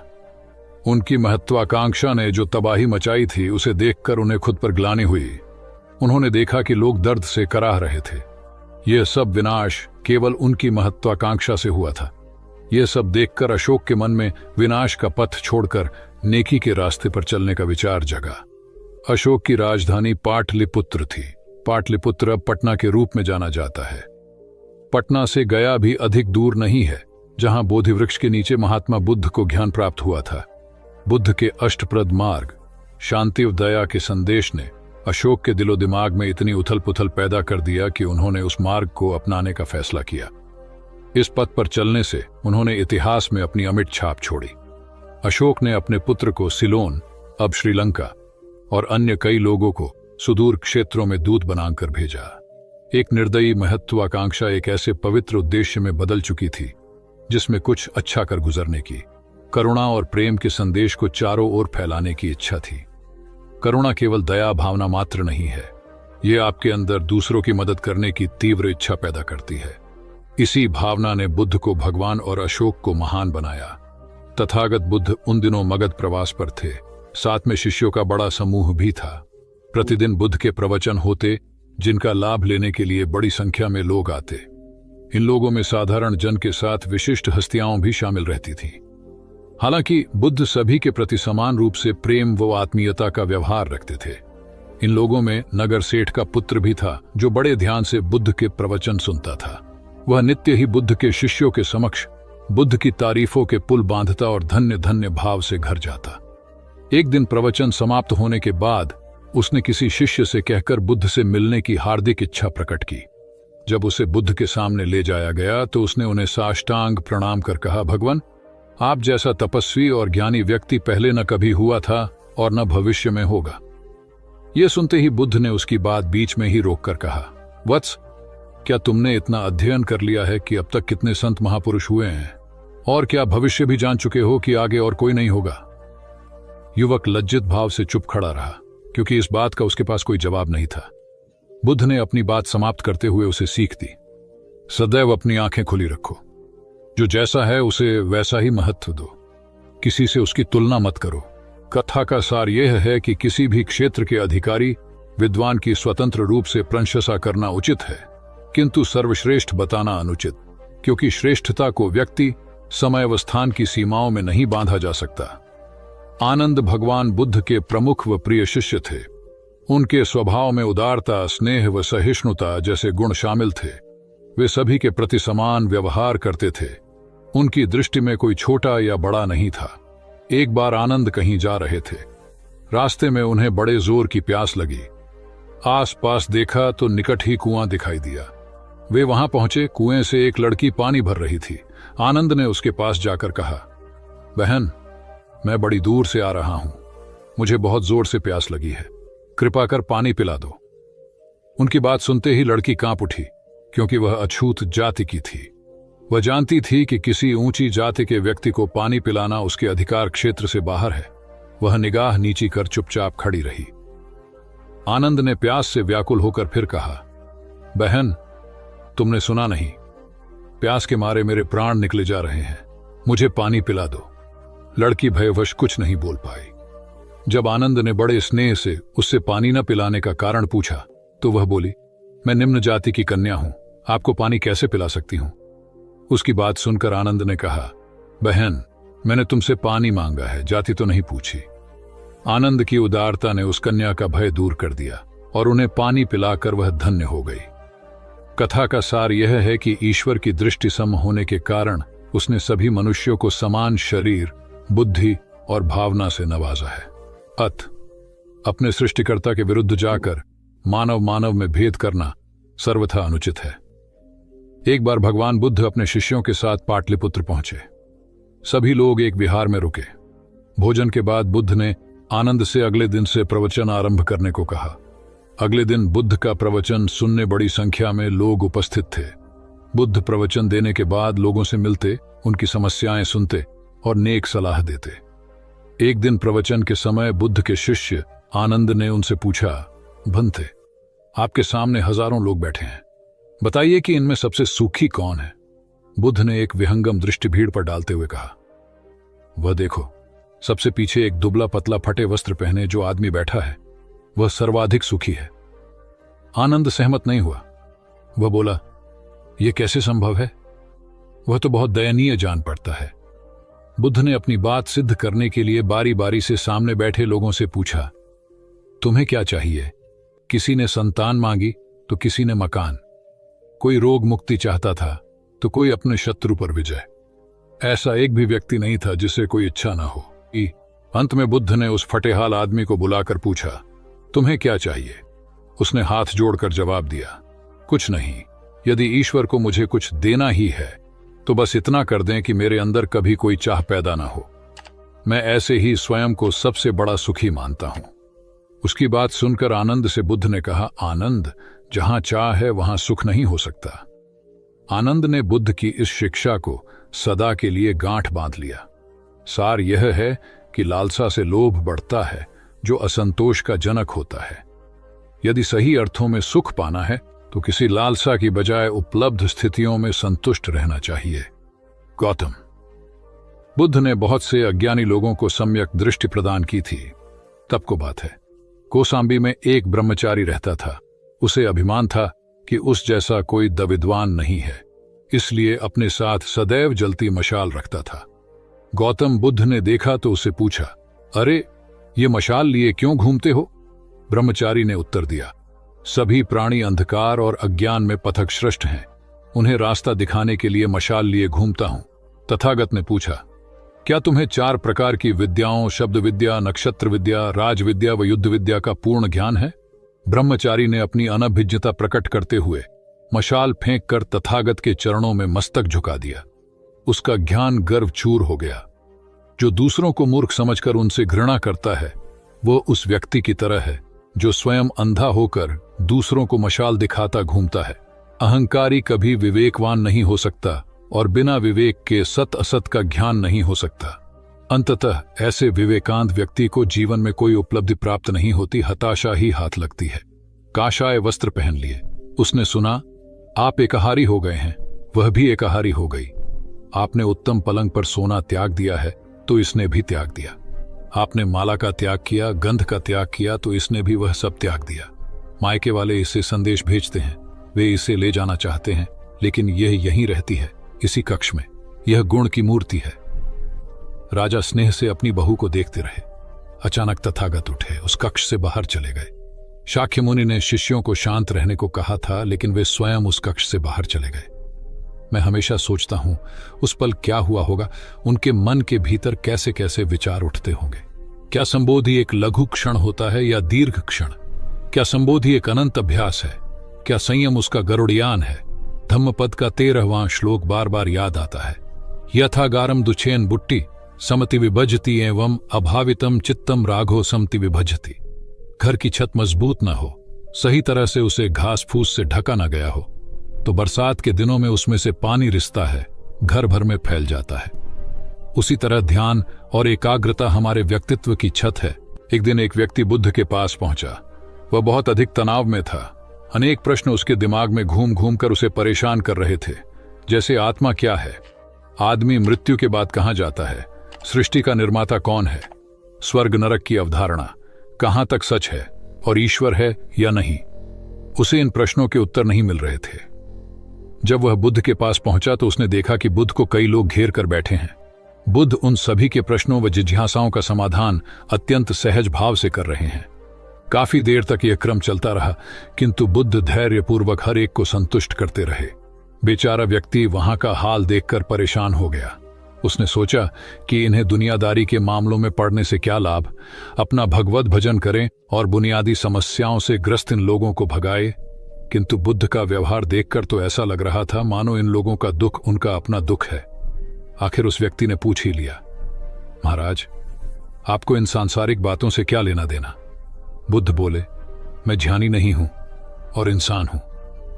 वैसे भी वह ज्ञान किस काम का जो इतना घमंडी और आत्म केंद्रित हो कि अपने अतिरिक्त दूसरे की चिंता ही न कर सके। ऐसा ज्ञान तो अज्ञान से भी बुरा है। बुद्ध की बातें सुनकर व्यक्ति को उलझन दूर हो गई। उस दिन से उसकी सोच व आचरण दोनों बदल गए। कथा का सार यह है कि ज्ञान तभी सार्थक होता है जब वह लोक कल्याण में संलग्न हो। महात्मा बुद्ध ने युवक को सत्संग का महत्व समझाया। महात्मा बुद्ध एक गांव में ठहरे हुए थे। वे प्रतिदिन शाम को वहां पर सत्संग करते थे। भक्तों की भीड़ होती थी क्योंकि उनके प्रवचनों से जीवन को सही दिशा बोध प्राप्त होता था। बुद्ध की वाणी में गजब का जादू था। तब बुद्ध ने उसे समझाया, यदि इसी तरह उसे पानी में निरंतर डालते रहोगे तो कुछ ही दिनों में ये छेद फूलकर बंद हो जाएंगे और टोकरी में पानी भर पाओगे। इसी प्रकार जो निरंतर सत्संग करते हैं उनका मन एक दिन अवश्य निर्मल हो जाता है। अवगुणों के छिद्र भरने लगते हैं और गुणों का जल भरने लगता है। युवक ने बुद्ध से अपनी समस्या का समाधान पा लिया। निरंतर सत्संग से दुर्जन भी सज्जन हो जाते हैं, क्योंकि महापुरुषों की पवित्र वाणी उनके मानसिक विकारों को दूर कर उनमें सद्विचारों का आलोक प्रसारित कर देती है। एक आदमी को बुद्ध ने सुझाव दिया कि दूर से पानी लाते हो, क्यों नहीं अपने घर के पास एक कुआं खोद लेते? हमेशा के लिए पानी की समस्या से छुटकारा मिल जाएगा। सलाह मानकर उस आदमी ने कुआं खोदना शुरू किया, लेकिन 7-8 फीट खोदने के बाद उसे पानी तो क्या, गीली मिट्टी का भी चिन्ह नहीं मिला। उसने वह जगह छोड़कर दूसरी जगह खुदाई शुरू की, लेकिन 10 फीट खोदने के बाद भी उसमें पानी नहीं निकला। उसने फिर तीसरी जगह कुआं खोदना शुरू किया, लेकिन यहां भी उसे निराशा ही हाथ लगी। इस क्रम में उसने 8-10 फीट के 10 कुएं खोद डाले, लेकिन पानी कहीं नहीं मिला। वह निराश होकर बुद्ध के पास गया। उसने बुद्ध को बताया कि मैंने 10 कुएं खोद डाले, मगर पानी एक में भी नहीं निकला। बुद्ध को आश्चर्य हुआ। वे स्वयं चलकर उस स्थान पर आए जहां उसने 10 गड्ढे खोदे हुए थे। बुद्ध ने उन गड्ढों की गहराई देखी और सारा माजरा समझ गए। फिर वे बोले, 10 कुएं खोदने की बजाय एक कुएं में ही तुम अपना सारा परिश्रम लगाते तो पानी कब का मिल गया होता। तुम सब गड्ढों को बंद कर दो, केवल एक को गहरा करते जाओ, पानी निकल आएगा। उसने बुद्ध को बात मानकर ऐसा ही किया। परिणाम स्वरूप कुआं पूर्ण होते ही पानी निकल आया। सबने भगवान बुद्ध की जय जयकार की। धन्ना सेठ के पास 7 पुश्तों के पालन पोषण जितना धन था। उसका व्यापार चारों तरफ फैला हुआ था, किंतु फिर भी उसका मन अशांत रहता था। कभी धन की सुरक्षा की चिंता, तो कभी व्यापारिक प्रतिस्पर्धा में आगे निकलने का तनाव। चिंता और तनाव के कारण वह अस्वस्थ रहने लगा। उसके मित्र ने उसकी गिरती दशा देखी तो उसे बुद्ध के पास जाने की सलाह दी। सेठ बुद्ध के पास पहुंचा और अपनी समस्या बताई। बुद्ध ने उसे सांत्वना देते हुए कहा, तुम घबराओ मत, तुम्हारा कष्ट अवश्य दूर होगा। बस तुम यहां कुछ दिन रहकर प्रभु का ध्यान किया करो। बुद्ध के कहे अनुसार सेठ ने रोज ध्यान करना शुरू कर दिया, किंतु सेठ का मन ध्यान में नहीं लगा। वह जैसे ही ध्यान करने बैठता, उसका मन फिर अपनी दुनिया में चला जाता। उसने बुद्ध को यह बात बताई, किंतु बुद्ध ने कोई उपाय नहीं बताया। थोड़ी देर बाद जब सेठ बुद्ध के साथ वन में सायंकालीन भ्रमण कर रहा था, तो उसके पैर में एक कांटा चुभ गया। वह दर्द के मारे कराहने लगा। बुद्ध ने कहा, बेहतर होगा कि तुम जी कड़ाकर कांटे को निकाल दो, तब इस दर्द से मुक्ति मिल जाएगी। सेठ ने मन कड़ाकर कांटा निकाल दिया। उसे चैन मिल गया। तब बुद्ध ने उसे समझाया, ऐसे ही लोभ, मोह, क्रोध, घमंड व द्वेष के कांटे तुम्हारे मन में गड़े हैं। जब तक अपने मन की संकल्प शक्ति से उन्हें नहीं निकालोगे अशांत ही रहोगे। सेठ का अज्ञान बुद्ध के इन शब्दों से दूर हो गया और उसने निर्मल हृदय की राह पकड़ ली। अपनी कुप्रवृत्तियों से मुक्ति के लिए संकल्पबद्धता अनिवार्य है। जब तक व्यक्ति दृढ़ निश्चय न कर ले वह अपनी गलत आदतों से मुक्त नहीं हो सकता। बुद्ध की शिक्षा से गांव का उद्धार हुआ। एक युवक ने बुद्ध से आकर कहा, मेरा गांव अशिक्षित है, मैं अपने परिवार से झगड़कर थोड़ा बहुत पढ़ पाया हूं, आगे और पढ़ना चाहता हूं, किंतु सभी रोक रहे हैं। घर के लोग सोचते हैं कि खेती में खूब पैसा है और उसके लिए किसी शिक्षा की आवश्यकता नहीं है। यही सोच गांव वालों की भी है। कृपया आप मेरे गांव चलकर वहां शिक्षा का प्रसार करवाइए। बुद्ध युवक की बात मानकर गांव आ गए। धर्मभीरू ग्रामीणों ने बुद्ध का सत्कार किया और रोज उनके प्रवचन सुनने आने लगे। बुद्ध जब भी शिक्षा का महत्व बताते, ग्रामीण विरोधी मत रखते। एक दिन एक महिला अपने 5 साल के बच्चे के लिए पूछने लगी कि उसे किस उम्र से शिक्षा दिलवाए। तब बुद्ध ने समझाया कि तुम्हें तो 5 वर्ष पूर्व उसकी शिक्षा शुरू कर देनी थी। उसे क्या खाना है, क्या नहीं, कैसे क्या बोलना है आदि बातें शुरू से सिखाओगी, तभी तो वह अपना उचित ख्याल रख सकेगा। बुद्ध की यह बात महिला सहित सभी ग्रामीणों को समझ में आ गई। उन्होंने अपने बच्चों को विद्यालय भेजना शुरू किया। यह समय वर्षा का था। युवक ने लोगों को जल संग्रहण की तकनीक बताई। अधिकांश ने उपहास किया, किंतु युवक अपना काम करता रहा। बुद्ध का सहयोग प्राप्त था, इसलिए किसी ने उसका खुलकर विरोध नहीं किया। जब गर्मी में भीषण जल संकट के कारण फसलें सूखने लगीं, तो युवक ने कुएं खुदवाए, जिनमें जल संग्रहण की तकनीक के कारण खूब पानी निकला। ग्रामीण अब शिक्षा का महत्व समझ चुके थे। धीरे धीरे संपूर्ण गांव शिक्षित हो गया। ज्ञान हर उम्र में अर्जित किया जा सकता है। यही ज्ञान हमें जीवन में आने वाली समस्याओं के समाधान की राह सुझाता है। एक गांव में 2 भाई रहते थे जो अपनी शैतानियों के लिए कुख्यात थे। उन्हें दूसरों को परेशान करने में बड़ा आनंद आता था। वे हर समय किसी न किसी को परेशान करने में लगे रहते थे। गांव के लोगों के साथ साथ उनके माता पिता भी उनकी ऐसी हरकतों के कारण बहुत दुखी थे। जब गांव का कोई व्यक्ति उनके माता पिता के पास उनकी शिकायत लेकर आता तो वे दोनों को बहुत समझाते, किंतु दोनों भाइयों के कानों पर जूं तक नहीं रेंगती। एक दिन उनकी मां गांव में आए हुए महात्मा बुद्ध के पास गई और अपने बच्चों में किसी भी तरह ईश्वर का भय भर देने का आग्रह किया ताकि वे लोग शैतानी से बाज आए। महात्मा बुद्ध ने मां से दोनों को एक एक करके उनके पास भेजने को कहा। मां ने अपने पहले लड़के को महात्मा बुद्ध के पास भेजा। वह जाकर महात्मा बुद्ध के पास बैठ गया। महात्मा बुद्ध ने उससे पूछा, ईश्वर कहाँ है? लड़के की कुछ समझ में नहीं आया और उसने कोई उत्तर नहीं दिया। तब महात्मा बुद्ध ने दोबारा यही सवाल कड़क कर पूछा तो डर के मारे लड़का वहां से तेजी से भागा और भागते हुए अपने भाई के पास जा पहुंचा तथा बोला, भाई तुम्हें पता है ईश्वर खो गया है और सब लोग इसके लिए हमें ही जिम्मेदार समझ रहे हैं। छोटा भाई भी इतना बड़ा आरोप सुनकर डर गया और उस दिन से दोनों ने शैतानी करना छोड़ दिया। कथा का सार यह है कि जब सीधे मार्ग से सुधार की राह न मिले तो टेढ़े मार्ग का सहारा लेना ही सर्वथा उचित है। सेठ ने बुद्ध से जाना सच्चा संपन्न होना। एक सेठ निसंतान था। अपार संपत्ति का मालिक होने के बावजूद सेठ का लोभ बरकरार था। संतान न होने का दुख उसे बहुत था और इस कारण वह न जाने कितने फकीर, बाबा और पंडितों के दर पर माथा टेक चुका था, किंतु नतीजा शून्य रहा। एक बार सेठ के नगर में बुद्ध का आगमन हुआ। सेठ ने उनकी बहुत ख्याति सुनी तो अगले ही दिन उनसे मिलने पहुंचा। बुद्ध को अपनी निसंतानता के विषय में बताया तो उन्होंने सेठ के सिर पर हाथ रखकर हार्दिक आशीर्वाद दिया। संयोग की बात कि कुछ ही समय बाद सेठ को संतान सुख प्राप्त हो गया। वह बुद्ध के प्रति आभार भाव से भर उठा। सोचने लगा कि बुद्ध के प्रति उपकार कैसे जताए। विचार करने के उपरांत उसने एक बक्से में बेशकीमती हीरे जवाहरात रखे और बुद्ध के पास पहुंचा। बुद्ध को प्रणाम निवेदित कर सेठ बोला, महाराज आपकी कृपा से मुझे संतान का मुख देखने को मिला। मैं आपके लिए कुछ करना चाहता हूं, सो यह तुच्छ भेंट लाया हूं। बुद्ध ने हीरे जवाहरात देखते ही अस्वीकार कर दिए। उन्होंने कहा, मेरे लिए धन व्यर्थ है, इसे तुम ही रखो। जब सेठ अधिक आग्रही हुआ तो बुद्ध बोले, मैं निर्धनों से दान नहीं लेता। आश्चर्यचकित सेठ ने कहा, पर मैं तो निर्धन नहीं हूं, अपार धन संपत्ति मेरे पास है। मेरी तिजोरियां सोने चांदी गहनों व जवाहरातों से भरी हुई हैं।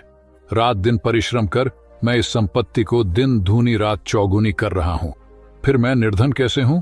तब बुद्ध ने समझाया, इसका आशय यह है कि तुम अपनी वर्तमान संपत्ति से तृप्त नहीं हो, और अतृप्त व्यक्ति निर्धन ही तो होता है, क्योंकि सच्चा संपन्न तो वह है जो तृप्त हो। बुद्ध की बातों ने सेठ की आंखें खोल दी।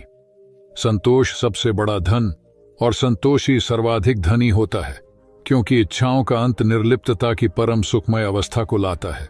एक बार गौतम बुद्ध से अभय राजकुमार ने प्रश्न किया कि क्या श्रमण गौतम कभी कठोर वचन कहते हैं।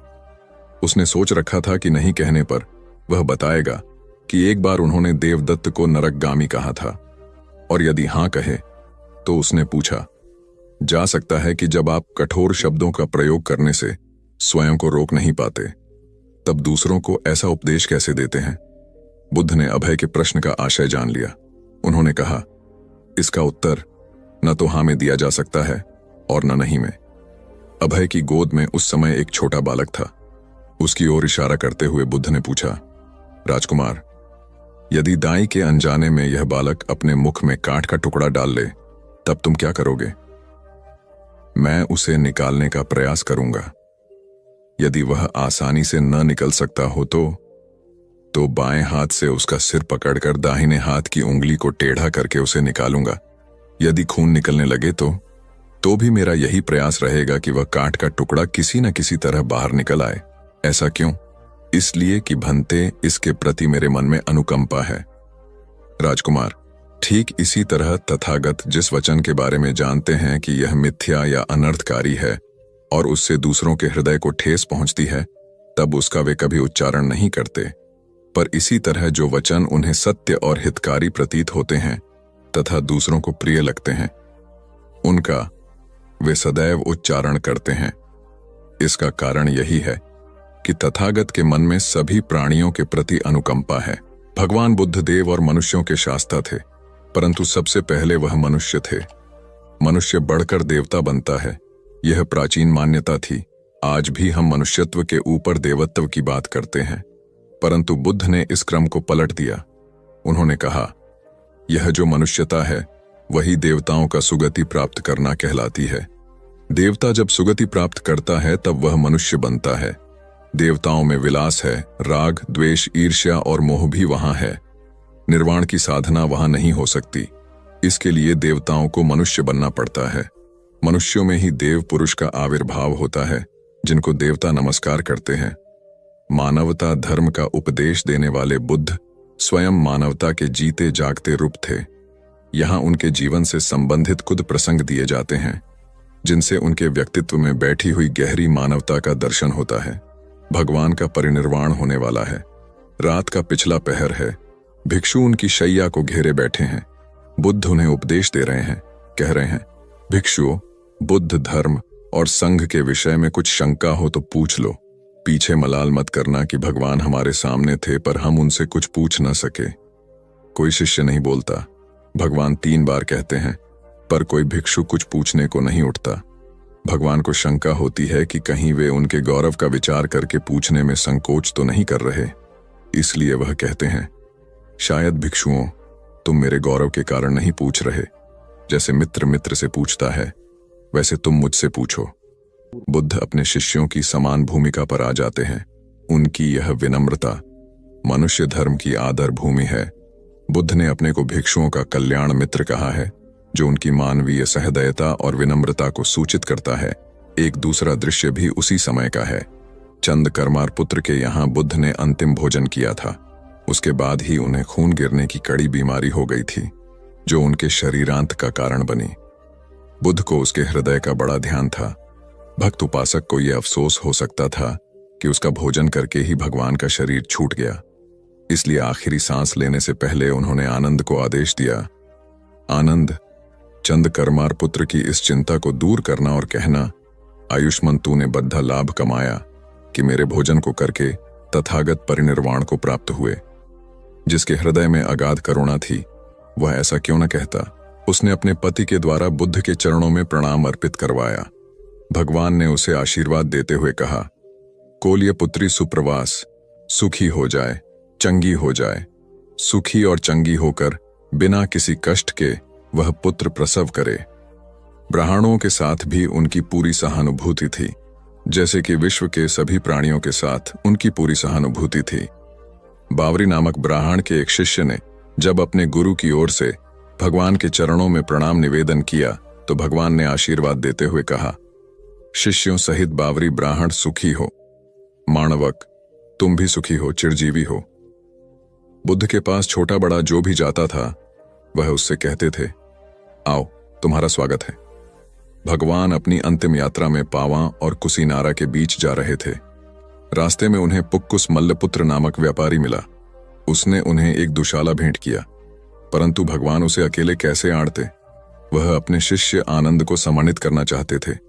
उन्होंने कहा, पुक्कुस, दुशाले के एक भाग को मुझे ओढ़ा दे, दूसरे को आनंद को। पुक्कुस ने ऐसा ही किया। भूल करने वालों के प्रति भी बुद्ध की अनुकंपा का पार न था। एक बार एक ब्राह्मण ने भगवान को वेरंजा में वर्षावास करने का निमंत्रण दिया। भगवान वहां गए, लेकिन वह ब्राह्मण बहुधंधी था। उसने उनकी कुछ भी सुध बुध नहीं ली। बुद्ध को बड़ा कष्ट हुआ।